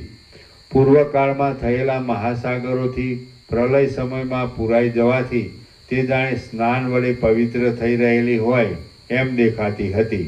તે પુષ્પોના વનોથી સુશોભિત હતી અને રજના ગાંઠા સમૂહથી વ્યાપ્ત હતી. તે નિરંતર ખેડૂત લોકોથી ખેડાયેલી હતી. શિશિર ઋતુનો ઠંડો પવન આવવાથી તે શીતળ બની ગયેલી હતી. સૂર્યનારાયણના પ્રચંડ કિરણો વડે તે તપી ગયેલી હતી અને વર્ષા ઋતુના જળ વડે તે ભીંજાયેલી હતી. સપાટ જમીનરૂપી પહોળા વક્ષસ્થળ વડે તે સુશોભિત હતી. કમળોના સમૂહરૂપી નેત્રો વડે રમણીય હતી. ધોળા તથા કાળા વાદળારૂપી પાઘડીથી તે શણગારેલી હતી અને દશે દિશાઓને રહેવાના મંદિરરૂપ હતી. લોકાલોક પર્વતની પાસે રહેલી મોટી ખાઈરૂપી ભયાનક મુખ વડે તે મહાભયંકર દેખાતી હતી અને તે અનંત પ્રાણીઓના સમુદાયની ચેષ્ટારૂપી એક ચૈતન્યને ધારણ કરી રહી હતી.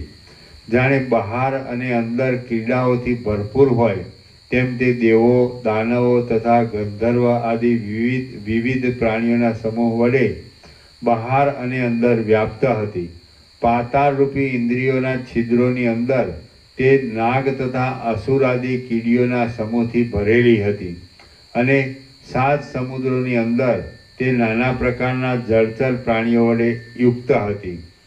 તે પ્રાણીઓના ઉપભોગમાં આવનારા નદી, વન, સમુદ્ર, દિશાઓના છેડાઓ, પર્વતો, દ્વીપો અને જંગલોના સમૂહથી વ્યાપ્ત હતી.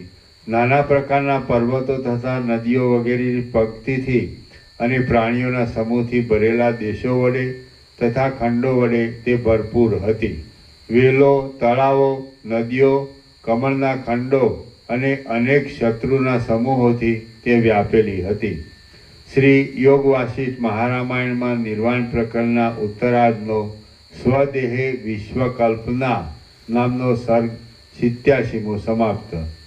સર્ગ 88મો પૃથ્વીના અનેક દેખાવોનું વર્ણન. આ 88મા સર્ગમાં વશિષ્ઠજીનો પોતાનો દેહ ભૂલોકરૂપ થઈ જતા તેની અંદર જે જુદા જુદા વિશેષ દેખાવો વશિષ્ઠજી કૌતુક વડે જોશે તે વિશે વર્ણન કરવામાં આવશે. વશિષ્ઠ બોલ્યા, આમ હે મનુવંશભૂત રામચંદ્રજી, હું ત્યાં ભૂલોકરૂપ થઈ ગયો હતો. મારા પોતાના દેહને પાર્થિવ ધર્મવાળો જોયા પછી મને નદ, નદી આદિ વિશેષ આકારવાળો જોવાની ઈચ્છા થઈ. એટલે પછી જે કાંઈ અનુભવમાં આવ્યું તે તમે સાંભળો. કોઈક સ્થળે પતિ, પુત્ર, ભાઈ આદિના મરણને લીધે આક્રંદ કરી રહેલી નારીઓનો કરુણ વિલાપ સંભળાતો હતો અને કોઈક સ્થળે નૃત્ય કરી રહેલી સ્ત્રીઓના સમૂહોના મોટા ઉત્સવથી મહાસુખ પથરાઈ રહેલું જણાતું હતું. કોઈક ઠેકાણે દુઃખે કરીને પણ માંડ નિવારણ કરી શકાય તેવા દુકાળને લીધે લોકોનો દુઃખ સંબંધી મોટો પોકાર કાને પડતો હતો અને કોઈક ઠેકાણે તો સુકાળને લીધે બધા ધાન્યોના ઢગલાઓની નીપજ થતાં ચારે બાજુ સ્નેહ પથરાઈ રહ્યો હતો. કોઈક ઠેકાણે અગ્નિનો મોટો ભડકો થવાથી બળી ગયેલા પ્રાણીઓના દેહમાં મહાતીવ્ર વેદના પેદા થતી દેખાતી હતી અને કોઈક ઠેકાણે તો જળમાં ડૂબી જવાથી અનેક ગામડા તથા શહેરોનો ગાણ વળી જતો દેખાતો હતો. કોઈક સ્થળે ચપળ સામંતોના મંડળો દેશોને લૂંટી લેતા જણાતા હતા અને કોઈક સ્થળે પોતાનું દુષ્ટપણું દેખાડનારા રાક્ષસોના તથા પિશાચોના મંડળો નજરે આવતા હતા. કોઈક સ્થળે જળાશયો પાણીના પૂરથી ચારે બાજુ રેલાઈ રહ્યા હતા, તેથી ક્યારાઓ ભીંજાઈ જતા હતા અને ધાન્યના છોડવા વગેરેનો ઉપરનો ભાગ ખીલેલો જણાતો હતો. કોઈક ઠેકાણે ગુફાઓમાંથી નીકળતા પવનના સપાટાથી તણાતા જતા વાદળા નજરે આવતા હતા. કોઈક સ્થળે પોતાના અંગના વાળની પેઠે હર્ષ વડે ખડા થઈ ગયેલા અંકુરોરૂપી રૂવાટા દેખાતા હતા. કોઈક સ્થળે જળના પ્રવાહ વડે ક્ષોભને પ્રાપ્ત થયેલી નીચી અને ઊંચી ધરતીનો દેખાવ નજરે પડતો હતો. કોઈક ઠેકાણે ગામો, પર્વતો, વનો અને શહેરો મોટી મોટી શિલાઓથી જાણે શિખરોવાળો હોય એવા ભયંકર મોટા ખાડાઓ વડે યુક્ત દેખાતા હતા અને કોઈક ઠેકાણે નગરમાં વસનારા મનુષ્યોના મંડળનું હરવું ફરવું થતાં તેના પગલાં પડવાથી પૃથ્વી જરા કંપાયમાન થતી દેખાતી હતી. કોઈક સ્થળે રણસંગ્રામની અંદર ક્ષોભ પામેલા સામંતોના સૈન્યનો સંહાર થતો જણાતો હતો અને કોઈક સ્થળે તો સર્વ સામંતોનું મંડળ શાંતપણે સુખથી બેઠેલું દેખાતું હતું. કોઈક સ્થળે શૂન્ય અરણ્ય જ નજરે આવતું હતું અને તેની અંદર કેવળ પવન જ ફૂંકાયા કરતો હતો. વળી કોઈક સ્થળે જંગલમાં પ્રથમ કાપણી કરી લઈ પછી વાવેલા ધાન્ય પાછા ફાલેલા જણાતા હતા. કોઈક ઠેકાણે હંસ અને કારણવ પક્ષીઓથી ભરેલા સરોવરની અંદર કમળો ખીલી રહેલા દેખાતા હતા અને કોઈક સ્થળે નિર્જન પ્રદેશોમાં વંટોળિયાથી ઉડેલી ધૂળથી મોટા સ્તંભના જેવો આકાર બનાવનારા તથા રજ વડે ધોળા દેખાતા પવનો વાતા હતા. કોઈક ઠેકાણે મોટા નદો અને નદીઓના વહેવાને લીધે ઘસારાનો ઘોઘરો અવાજ કાને આવતો હતો. કોઈક ઠેકાણે અંકુર ફૂટવા માટે સિંચાયેલા બીજોમાં કાંટા ફૂટેલા જણાતા હતા. કોઈક સ્થળે શિલાઓના છિદ્રોમાં કષ્ટથી પડી રહેલા કીડાઓના મોઢા જરા જરા ફરકતા હતા અને તેમને કાંઈક વેદના થતી હોય એમ જણાતું હતું. તમે અમને શરણાગત જાણી આ શિલાના સંકટમાંથી ઉગારો એમ તેઓ જાણે મારા પ્રત્યે સૂચના કરતા હોય એવું લાગતું હતું. કોઈક સ્થળે શાખાઓ ઠેઠ ધરતીને અડી ગઈ હતી, તેથી મૃત્તિકાના ભાગ વડે દટાયેલા અવયવોવાળા શાખાઓના સમૂહોનો આકાર નજરે આવતો હતો. તો કોઈક સ્થળે શાખાઓ મૂળનો આશ્રય કરી ટકી રહેલી જણાતી હતી. કોઈક સ્થળે પર્વતોની શિલાની પેઠે ગાંઠા થઈ રહેલા વૃક્ષો એકબીજા સાથે મળી ગયા હતા, તેથી તેમણે દિશાઓના તટોના ભાગોને અવકાશ વગરના કરી દીધા હતા. તેઓ પરસ્પર ઘટપણે જોડાઈ ગયા હતા, તેથી જાણે સમુદ્રોના તરંગો વડે બધું વીંટાઈ ગયેલું હોય એવો ભાવ જણાતો હતો. કોઈક ઠેકાણે વૃક્ષોની ગાંઠી ઘટા હતી, તેમાં પોતે પહોંચી શકતો નહોતો, તેથી સૂર્ય કિરણો જાણે ક્રોધ પામ્યા હતા અને તેમણે રસ ખેંચી લીધો હતો. આમ પાંદડા સુકાઈને સંકોચાઈ ગયા હતા. આથી કરીને વનના ગાંઠા અવયવો જાણે પીડિત થઈ જઈ સંકુચિત થઈ ગયા હોય એમ દેખાતું હતું. કોઈક સ્થળે પર્વતોના શિખરોમાં રહેનારા હાથીઓના દંતશૂળના પ્રહારરૂપી વજ્રો વૃક્ષોના દ્રઢતાથી સ્થિર રહેલા મજબૂત અવયવો ઉપર ઘણા વેગથી પડતા હતા. કોઈક ઠેકાણે તો આંખો મીંચી રહેલા અને સમાધિના આનંદ વડે શરીરમાં રૂવાડા ખડા થઈ જતા આનંદને બહાર પ્રગટાવી રહેલા સમાધિનિષ્ઠ પુરુષોનો અતિ સૂક્ષ્મ એવા પરમ તત્વના અનુભવને બતાવનારું રૂવાડારૂપી અપૂર્વ અંકુરનું ખડા થઈ રહેવું મારા જોવામાં આવ્યું. કોઈક ઠેકાણે ધરતી માખીઓ તથા લીખોના સમૂહોના અને મચ્છરોના નિવાસરૂપ મલિન વસ્ત્રોના જેવી મેલી હતી. કોઈક સ્થળે નાની ભીંતો આડે આવવાથી અને ભમરાના ડંખથી હાથીઓ કોપી ઉઠતા હતા અને પોતાના દંતશૂળથી લીલા વડે હળની પેઠે પર્વતોના શિખરોને ખોદી નાખતા હતા.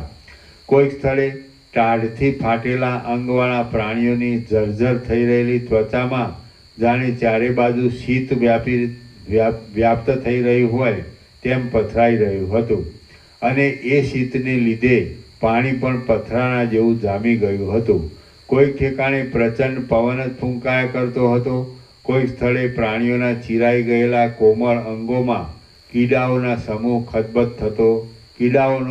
ખદબદ થતો દેખાતો હતો. કોઈક ઠેકાણે વૃક્ષોના થડ આદિ અંગો ઉત્પન્ન થતા દેખાતા હતા અને ક્યાંક તેનું મૂળ જ નજરે પડતું હતું. વળી કોઈક ઠેકાણે પ્રાણીઓ જળમાં સ્નાન કરતા દેખાતા હતા. કોઈક સ્થળે ધીરે ધીરે બીજની અંદર દાખલ થનારા જળ વડે આનંદ ઉપજાવનારી અને બહાર ફૂટેલા તથા નમી રહેલા અંકુરોરૂપી અનેક રૂવાડા વડે ધરતીને સુશોભિત કરનારી જળની વૃષ્ટિ થતી દેખાતી હતી. મંદ શીતળ પવનથી કંપિત થયેલી કોમળ કમલિનીના પત્રોરૂપી બિછાના વડે તળાવો મારા અંગને વિશ્રામ આપતા હતા અને જાણે મને નિરતિશય આનંદ ઉપજાવતા હોય એમ લાગતું હતું. શ્રી યોગ વાસિષ્ઠ મહારામાયણમાં નિર્વાણ પ્રકરણના ઉત્તરાર્ધનો ભૂમંડળ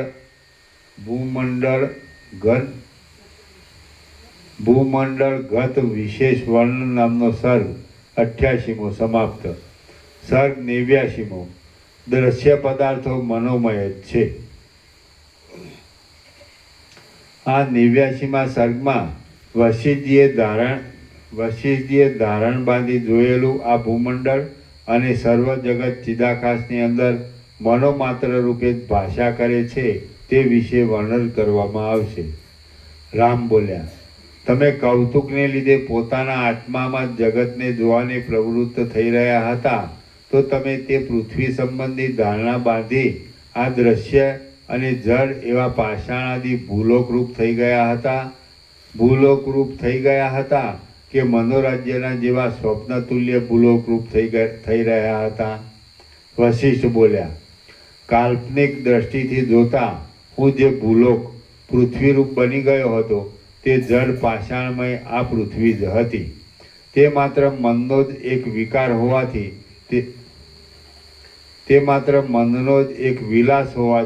તેને મનોમય પણ કહી શકાય. બાકી વાસ્તવિક દ્રષ્ટિથી જોઈએ તો હું ચિદાકાશ રૂપ જ છું અને હું કશારૂપ થયો જ ન હતો.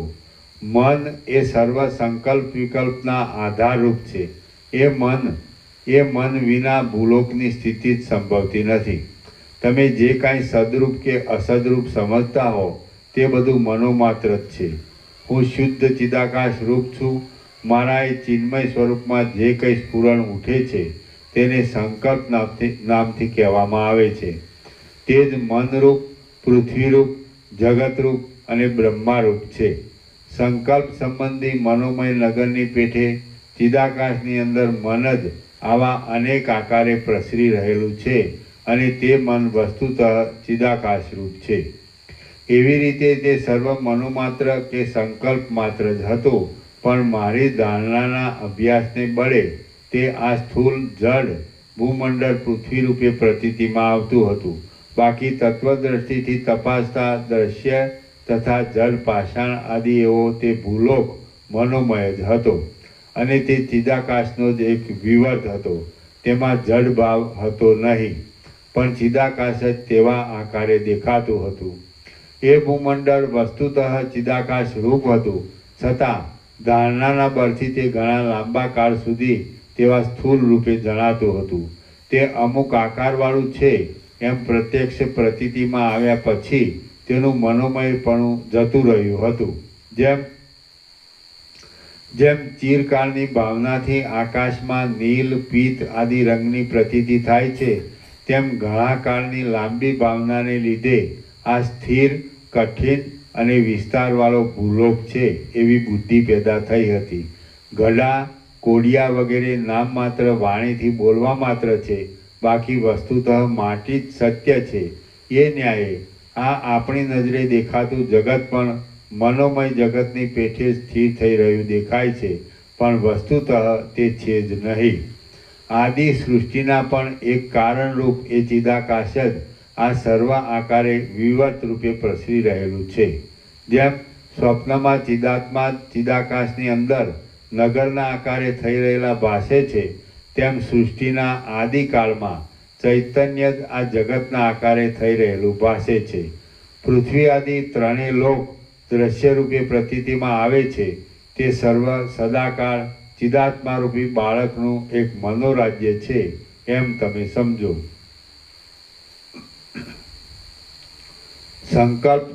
સંકલ્પ ચિદ્રૂપાદમાંથી જુદો નથી અને જગત પણ તન્મય છે. વસ્તુતઃ જોઈએ તો એ જગત સત્ય રૂપ નથી, સ્થૂળ આકારવાળું નથી, તેમ પ્રકાશમય પણ નથી.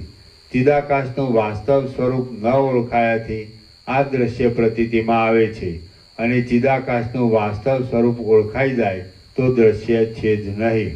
જો દ્રશ્યનું વાસ્તવ સ્વરૂપ ઓળખવામાં આવે તો જે પરમ તત્વ વિશે તમે ઘણા વખતથી મારો ઉપદેશ શ્રવણ કરો છો તે તત્વરૂપ જ દ્રશ્ય છે. સર્વ શાંત ચિન્માત્ર રૂપ જ છે અને તે પોતે પોતાના સ્વરૂપમાં જ અનેક આકારે વિવર્ત ભાવને પ્રાપ્ત થાય છે. ભૂમંડળ રૂપ પણ તે જ છે. અને દ્રશ્યરૂપ પણ તે જ છે. છતાં વસ્તુતઃ જોતા તે દ્વિત્વ એકત્વ આદિ ભાવથી રહિત છે. સ્ફટિક વૈડૂર્ય આદિ મણિ સ્વભાવથી જ ધોળા પીળા આદિ વર્ણને પોતામાં ધારણ કરતા નથી, છતાં પાસે રહેલા પદાર્થના પ્રતિબિંબને લીધે તેઓ તેવા રંગને ધારણ કરી રહેલા દેખાય છે. તે જ પ્રમાણે ચિદાકાશ વસ્તુતઃ જગતને ઉત્પન્ન કરતું નથી, છતાં માયાના યોગે જાણે તે ઉત્પન્ન કરતું હોય એમ દેખાય છે. ચિદાકાશ પોતાના ચિત્ત સ્વરૂપને કદી પણ છોડતું નથી અને વસ્તુતઃ કશું પણ કરતું નથી. તેથી આ ભૂતળ મનોમય રૂપે દ્રશ્ય રૂપે કોઈ પણ પ્રકારે છે જ નહીં.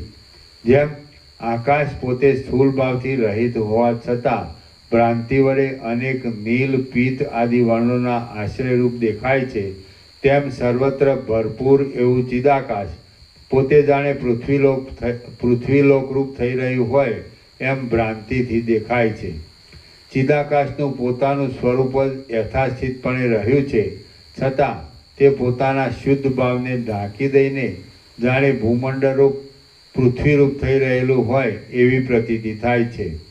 જેમ સ્વપ્નનગર તમારો પોતાનો જ એક વિવર્ત છે, તેમ આ દ્રશ્ય જગત અને મનોમય જગત એ બંને મહાચૈતન્યનો જ એક વિવર્ત છે. આ દ્રશ્ય જગત ચિદાકાશ રૂપ છે અને ધારણા વડે ખડું થઈ રહેલું મનોમય જગત પણ ચિદાકાશ રૂપ છે. પોતાનું ખરું સ્વરૂપ ન ઓળખાવાથી તે અજ્ઞાનને લીધે દેખાય છે, પણ જ્ઞાન થતાં આ દ્રશ્ય જગત કે મનોમય જગત એ કશું પણ કોઈ ઠેકાણે પ્રતીતિમાં આવતું જ નથી. ત્રણેય કાળમાં થનારા ત્રૈલોક્યમાં અનેક પ્રાણીઓની પ્રતીતિ એ એક સ્વપ્નના જેવી ભ્રાંતિ જ છે અને તેની સ્થિતિ મનોરાજ્યની દશાના જેવી છે. હે પ્રિય રામચંદ્રજી, સત્તા સામાન્ય સર્વના અધિષ્ઠાન રૂપ છે અને તે જ ભૂત ભવિષ્ય તથા વર્તમાનમાં સર્વ જગતો રૂપ થઈ રહેલ છે. આથી સત્તા સામાન્ય રૂપ એવા મેં ધારણાના બળ વડે તે સર્વ જગતો અને તેની અંદરના સર્વ પદાર્થો નિશેષપણે દીઠા અને સાક્ષીપણાથી તેનો અનુભવ કર્યો. હે પ્રિય રામચંદ્રજી, એ ચૈતન્ય માત્ર જરા મરણ આદિ વિકારોથી રહિત છે. તે પરમ આત્મતત્વ પોતાના શુદ્ધ સ્વરૂપને છોડ્યા વિના સર્વ જગતને પોતાની અંદર યથાસ્થિતપણે ધારણ કરી રહેલું છે. આથી ભેદની પ્રતીતિ થાય છે, બાકી તેને ખરેખરા તત્વજ્ઞાન વડે ઓળખવામાં આવે તો તે કશાને પણ ધારણ કરતું નથી. શ્રી યોગવાસિત મહારામાયણમાં નિર્વાણ પ્રકરણના ઉત્તરાર્ધનો દ્રશ્ય મનોમાત્રત્વ પ્રતિપાદન નામનો સર્ગ 89મો સમાપ્ત. ઓમ ઓમ ઓમ. પ્રસાદ આપી દો. પ્રસાદ આપી દો.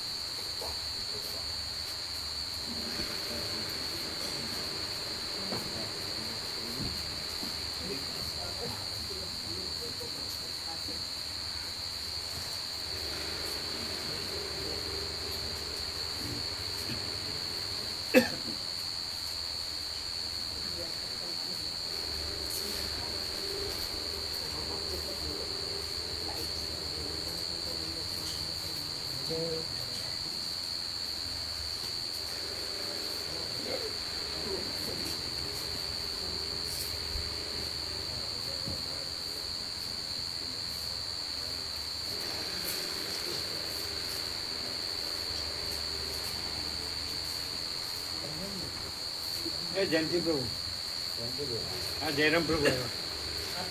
આપી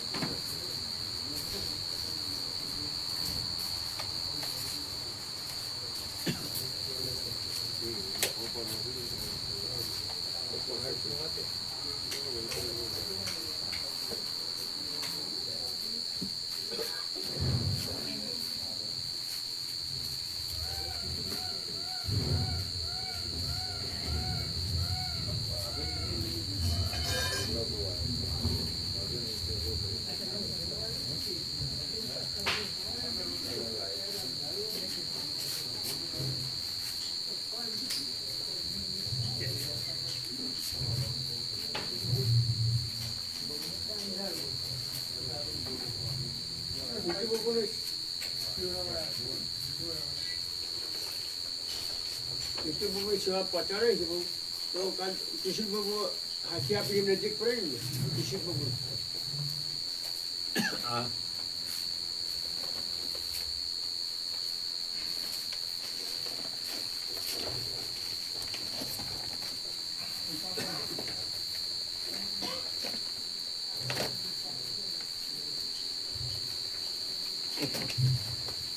કેમ છે તબિયત? બેલ રાખવું પડે બેલ કમરનો બેલ રાખવું પડે બેલ્ટ આપ્યો એનથી ફાયદો ને એમ ટ્રીટમેન્ટ લીધી અમદાવાદ એટલે થોડું સારું થયું. 7-8 દિવસ લીધી ટ્રીટમેન્ટ 7-8 દિવસ ફિઝિયોથેરાપિસ્ટની ટ્રીટમેન્ટમાં ગરમ શેક ઠંડા શેક એમ કહીને એ લોકો બધું મશીન નવી ટેકનોલોજી જાપાનની એનાથી આપણા નસો ખોલવાનું કરે છે અને ફાયદો થયો છે પછી કન્ટિન્યુટી નથી હોતી. અહીંયા અમે મહિનાનો કોર્સ આપેલો અઠવાડિયું જવાય છે.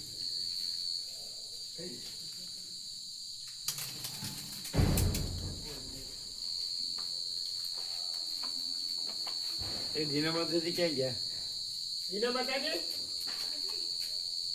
અંદર વયા ગયા? બોલાય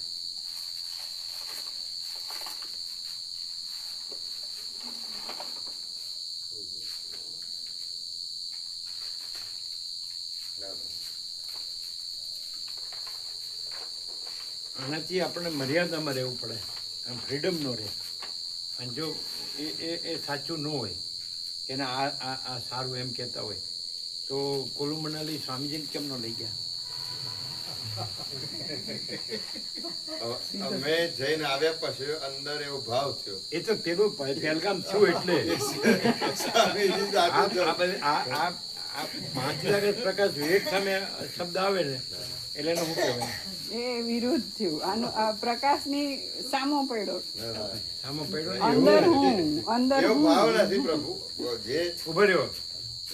એ જો આમાં મર્યાદા રહે એટલે જો એવું ફ્રીડમ ન રહે આપણી રીતે આપણા બધા હોય એમ, અને એ મજા ન રહે, સમજાય? અને પેલું તો આપણી રીતે ફ્રી રહેવાય ને અને આપણી રીતે મજા રહે ને. અને જો આ સારું હોય તો સ્વામીજીને કેમ ન લઈ ગયા? હા.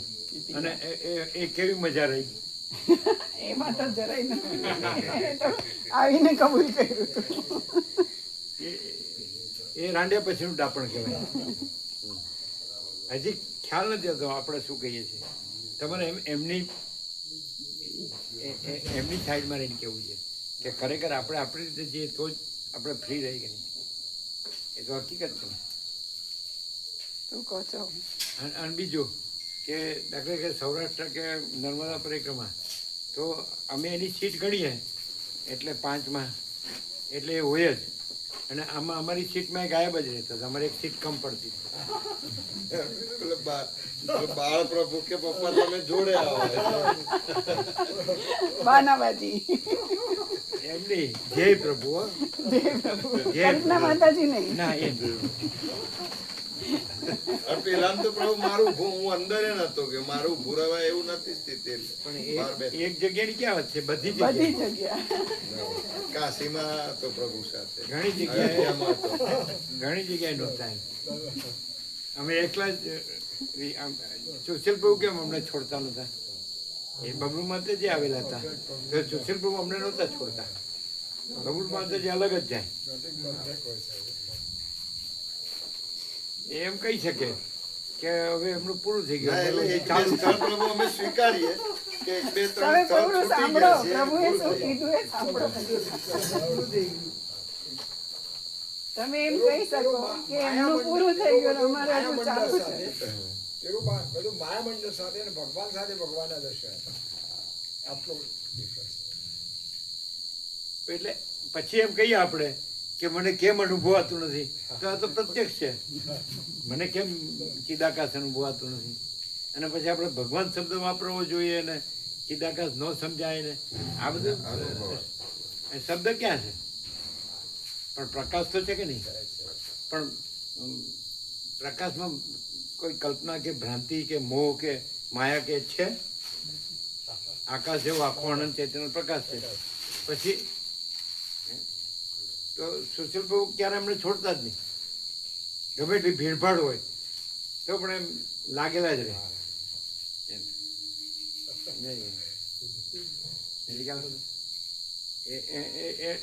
એમને જે એમના ભાવમાં બબલુ માતાજી હતા જ નહીં, સ્વામીજી જ હતા. અને એમના ભાવમાં કલ્પના માતાજી જ હતા, સ્વામીજી હતા જ નહીં. પછી કે મને કેમ નથી અનુભવાતું?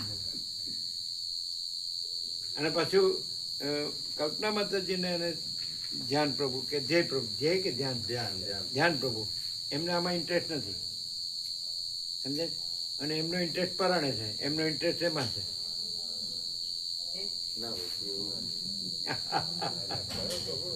જે વસ્તુ હોય જે એ તો દેખાતી જ હોય ને, આપણી અંદર હોય જ બહાર દેખાય ને. ચલો હવે અમે 300 નહીં પણ 7 ખંડના 800 કરોડ વચ્ચે છીએ, છતાં અમે કોઈ સાથે નથી, કોઈ અમારી સાથે નથી. કોઈ ન કહી શકે કે આ અમારી સાથે છે કે આ એની સાથે છે, એમ કોઈ જોડી ન શકે. કોઈના બાપની તાકાત નથી, ઈશ્વરના બાપની તાકાત નથી ને બ્રહ્મા વિષ્ણુ મહેશના બાપની તાકાત નથી. પડ્યું છે એટલે અમે વધુ પડતું બોલીએ છીએ. જરાય નહીં, જે એટલે તરત જ આધી રાત મેં 0-0 શું ચીનુ પ્રભુ કે ઓ હવે આમને શું આપણે કહીએ? શું કાંઈ ખબર પડી? તમે એક આમ જેને કહેવાય સાવ કાંઈ ન હોય એવું એક આખું બધું પરપોટા પણ જ છે આખી સૃષ્ટિનું. અને આખું જે મહાચિદાકાશ સ્વયં પ્રકાશ સંભળવા છે એમાં અનંત ભરપૂર છે અને સહજ નિર્વિકલ્પ છે અને અનંત અખંડ અભેદ છે, તુર્યાતીત, સમજાય? અને નિરંજન નિરાકાર નિર્વિકાર છે અને એક જ અદ્વિતીય અનાદિ અનંત છે.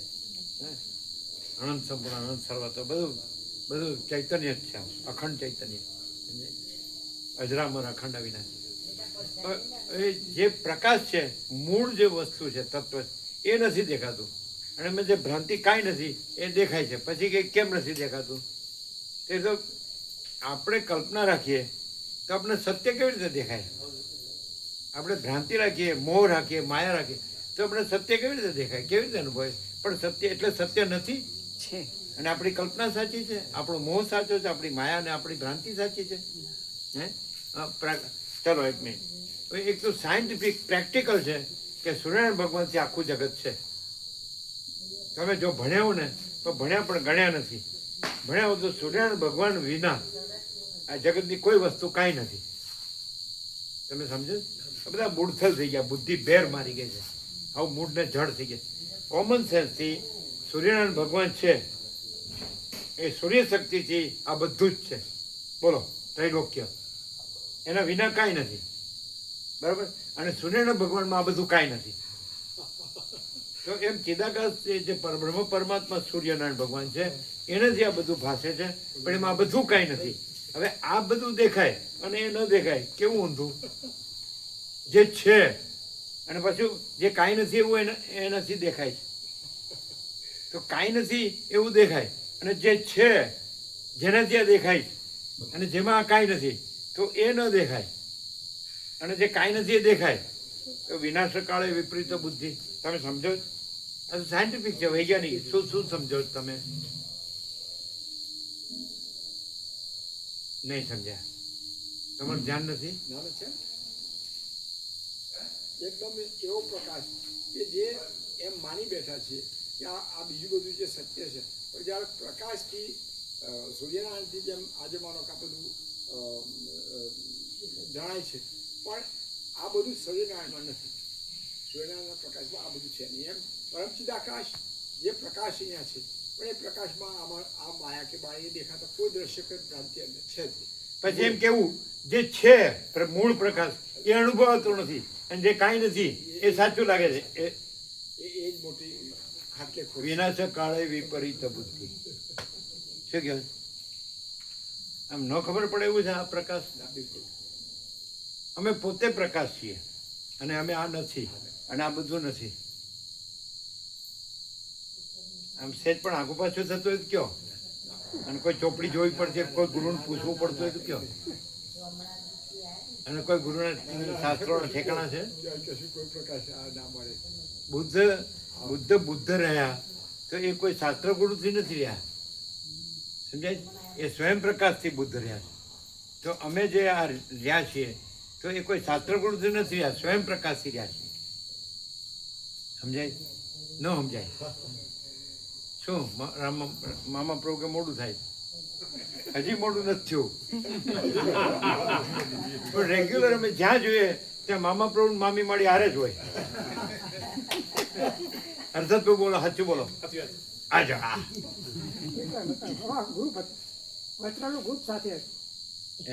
વસ્ત્રાલનું ગ્રુપ સાથે હતું એમ. વસ્ત્રાલનું ગ્રુપ સાથે હતું એમ. આખું વસ્ત્ર લાવ્યા જો. કાલે કીધું પ્રભુ તમે એકલા આવવાની મમ્મી માની લાવતા હોય તો પછી ચંપા મારી પૂછ્યું કે એવું કર્યું એવો તો કશું કોમ જ નહીં. છોકરા હશે બધો તે એ તો બિલકુલ ફ્રી જ હોય છે, પણ કેવું હોફરતો નહીં. એ કીધું એ તો નો હતો બાઇકના જોડી બે આવીએ.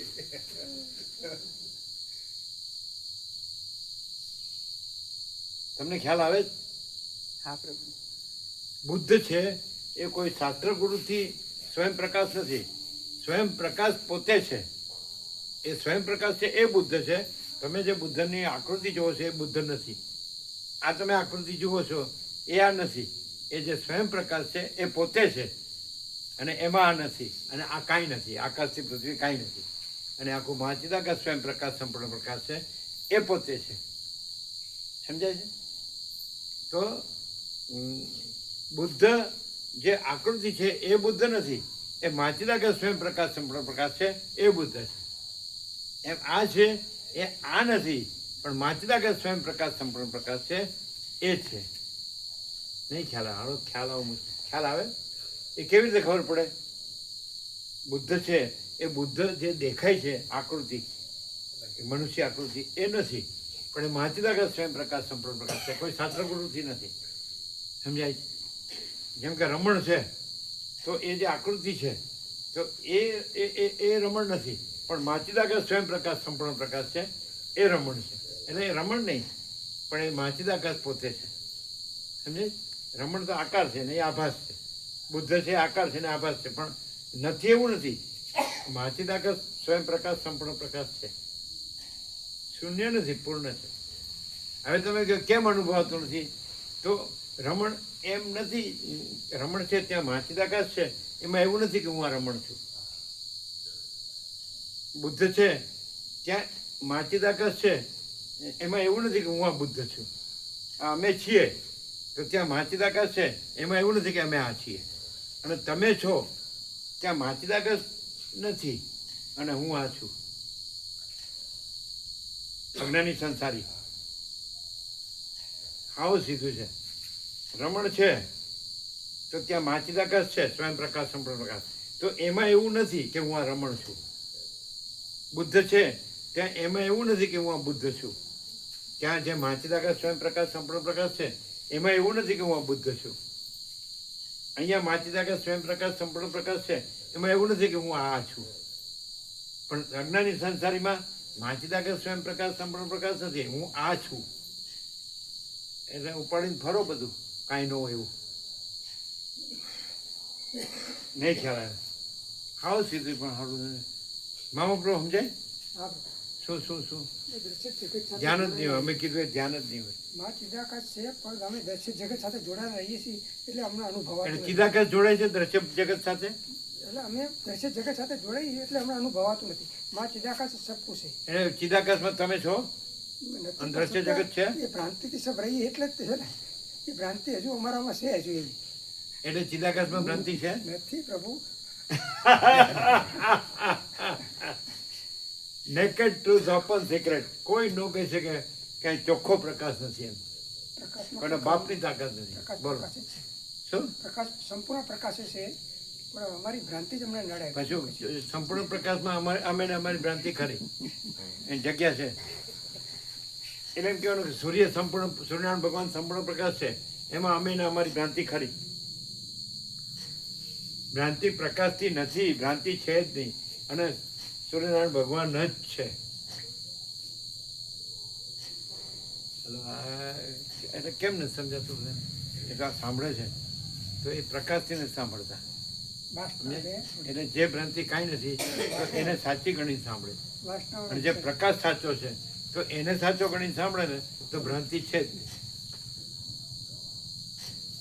નહીં શું આમ ખબર પડે એ પણ નહીં શું ફેર છે ચાલો તમારામાં અમારામાં શું ફેર છે અરે 700 કરોડમાં અમારામાં શું ફેર છે તે પ્રભુ અમારા જે અત્યારે અમે બાળપણથી જે માયામાં ને બધા જે રહ્યા એમાં સાચો પ્રકાશ હજી જે 100% સંપૂર્ણ પ્રકાશ થવો જોઈએ અમારામાં નથી થયો અને પ્રભુનામાં બાળપણથી જ પ્રભુ પ્રકાશ રૂપ જ છે અને સતત એ જે પ્રકાશ છે એમાં આ જગત નથી હજી અમે જગત છે અને પ્રકાશ છે એ રીતે રહીએ છીએ અને પ્રભુનામાં જગત કંઈ છે નહીં પ્રભુ પણ નથી અને કેવળ પ્રકાશ સિવાય કંઈ નથી એ રીતનું છે પ્રભુ અમારામાં હજી અજ્ઞાનતા છે 100% પૂર્ણતા નથી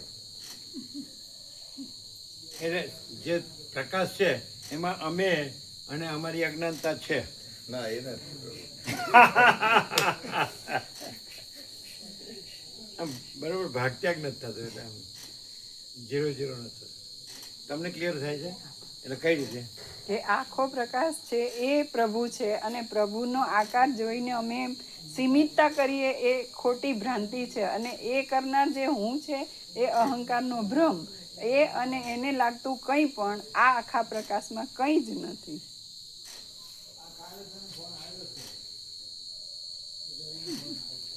આખો પ્રકાશ પ્રત્યક્ષ છે સાક્ષાત છે અને આખો પ્રકાશ પોતામાં આખો પ્રકાશ જ છે અને બીજું કાંઈ છે જ નહીં અને બીજું કાંઈ થતું જ નથી એવો પ્રત્યક્ષ હોય તો પણ એમાં જે ભ્રમ કાંઈ નથી ભ્રાંતિ તો એ ભ્રાંતિને સાચી માનીએ તો પછી કઈ આખો પ્રકાશ કેમ અનુભવાતો નથી પણ આખો પ્રકાશ જ અનુભવાય છે અને એમાં કાંઈ નથી એવી ભ્રાંતિ અનુભવાતી જ નથી ન હોય એવું અનુભવાય હું છે ભ્રાંતિ છે પણ અમે આખો પ્રકાશ છીએ એમાં હું એવી ભ્રાંતિ દ્રશ્ય એવી ભ્રાંતિ છે જ નહીં તો આખા પ્રકાશમાં કાંઈ નથી એવી ભ્રાંતિ કેવી રીતે અનુભવાય આખા સૂર્યમાં આ કાંઈ નથી એવી ત્રૈલોક્યની ભ્રાંતિ કેવી રીતે અનુભવાય અથવા રાત્રિનો અંધકાર કેવી રીતે અનુભવાય આખા સૂર્યમાં આખો પ્રકાશ જ છે પ્રકાશ એમાં પ્રભુ એ નથી ને અમે પણ નથી પ્રકાશ મારે લોચા પ્રભુ છે અને અખંડ પ્રકાશ છે એમાં સીમિતતા સાપેક્ષતા કે કોઈ શબ્દ એવી કે ભ્રાંતિ આકાર નથી નથી એમ શબ્દ આકાર એ નથી અમે નથી એટલે અમે શૂન્ય ખરા કે નહીં ઉભા રહેજો પૂર્ણ પ્રભુ નથી એટલે અમે શૂન્ય તો ખરા નથી એટલે શૂન્ય પ્રકાશ પ્રભુ પ્રકાશ છે એમ પ્રભુ આકાર નથી એમ આમથી આમ ગમે એમ કેમ કરે ને અમારા જેવું બહાર નીકળી જ જાય 3 વખતે આમ તેમ પૂછે પ્રભુને બધું પ્રકાશ છે તો કલ્પના માટે જે પ્રકાશ છે કે નહીં જો હવે એ બધું પ્રકાશ છે એમાં કલ્પના માતાજી નથી પ્રકાશ જ છે કેમ કે આકાર થી માનીએ તો એ કલ્પના માતાજી દેખાય ને લાગે, પણ પ્રકાશમાં કલ્પના માતાજી નથી. હવે જો આવી રીતે આખો પ્રકાશ અનુભવે અને કલ્પના માતાજીનો આકાર શાંત થઈ જાય તો એને શોક ન થાય, દુઃખ ન થાય.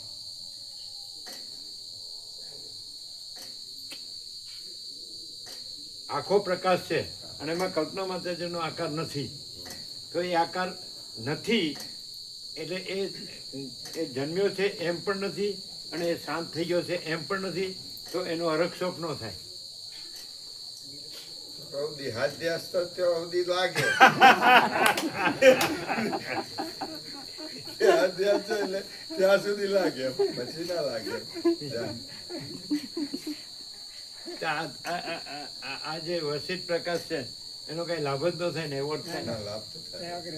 મરી કારણ કે જવું અમારા ઘણા જન્મોનું પ્રભુ આ પડેલું છે, એટલે તો વારંવાર આ જે વસિત પ્રકાશથી જ આ વસ્તુ ખુલ્લી થાય એવું છે. બાકી કોઈ શાસ્ત્ર કે ગુરુની તાકાત નથી કે આના વગર એમ કે આ ખુલ્લું થાય એમ.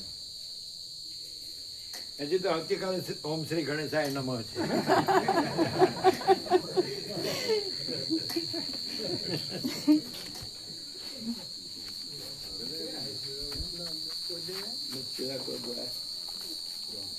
કાલે ઓછા આવશે નહીં ભાવિકો? ના આવશે પ્રાગો ભાવિક બધા લાભ લે. કાલ રજા છે ને અમે ગણેશ તમારે આવશે બધા? હા. એટલી ખબર છે ને શિહોરામાં બધાને જન્માષ્ટમી જતા બધાને આખું ડેટ તો આપે ને. બસમાં તો આપણે કીધું હતું પ્રભુ અમારે 1 નંબરમાં બસમાં બધા એક નંબરની વાત નથી પણ જતા જન્મતા બધાને આપણે લિસ્ટ આપ્યું ને. આપી છે, આપી. અને વ્યાપકમાં આવીશ પ્રભુ નવો. પછી અમે વોટ્સઅપ બી કર્યા છે બધા. દિનેશ પ્રભુ એમના સર્કલમાં કરે. અચ્છા, દિનેશ પ્રભુ સેવા લઈને આવ્યા તો તમારી પાસે બધી સેવા આવી ગઈ? એટલે આપવાની કહી દીધી છે. લગભગ આપણે એમનું ગ્રુપ બાકી છે પણ તમે આપી દેશો એમ કીધું. અમે કીધું શાંતિ તમારે આવો ત્યારે આપજો. હે? એમને પેલું પાક થાય ને એટલે શાંતિથી આપજો. કઈ એવું જલ્દી એવું કીધું શું થાય એટલે?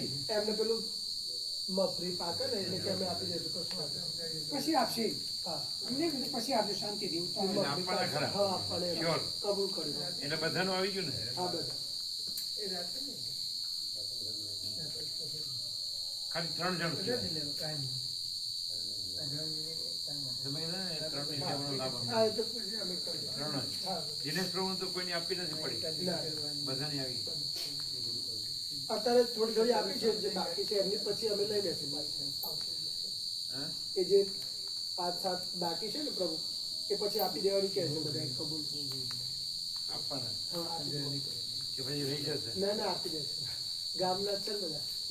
હા? ગામના જ છે બધા. રોજ બધા જોડે. અને બધા આમ આનંદ મંગળ થયો ફૂલ આનંદ મંગળ એમ કીધું. આ બધા અને આ પૈસા ગણાય આમાં? ના ગણે. ભગવાનના સંપૂર્ણ દર્શન, ભગવાનનું સંપૂર્ણ આનંદ મંગળ એ પૈસાથી મળે? ના મળે. અને આવી વ્યવસ્થા, આવો ભાવ, આવી સેવા.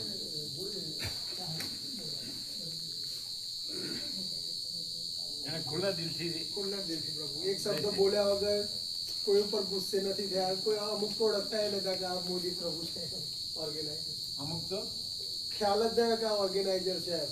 હા એકદમ સાયલેન્ટ રહીને બધી સેવા જ કરે બધા બધા.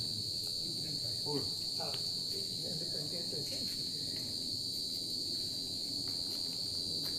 પછી જે હંસની જેમ હંસવૃત્તિ હોય તો સારગ્રાહી હોય ને તો એને બધું સાચું લાગે. પછી દોષ દ્રષ્ટિવાળાને તો ક્યાંય સાર મળે જ નહીં, કારણ કે બધે સાર તો છે જ પણ સારગ્રાહી હોય ને સાર દેખાય. હંસવૃત્તિ હોય ને, दूध का दूध में पानी का पानी.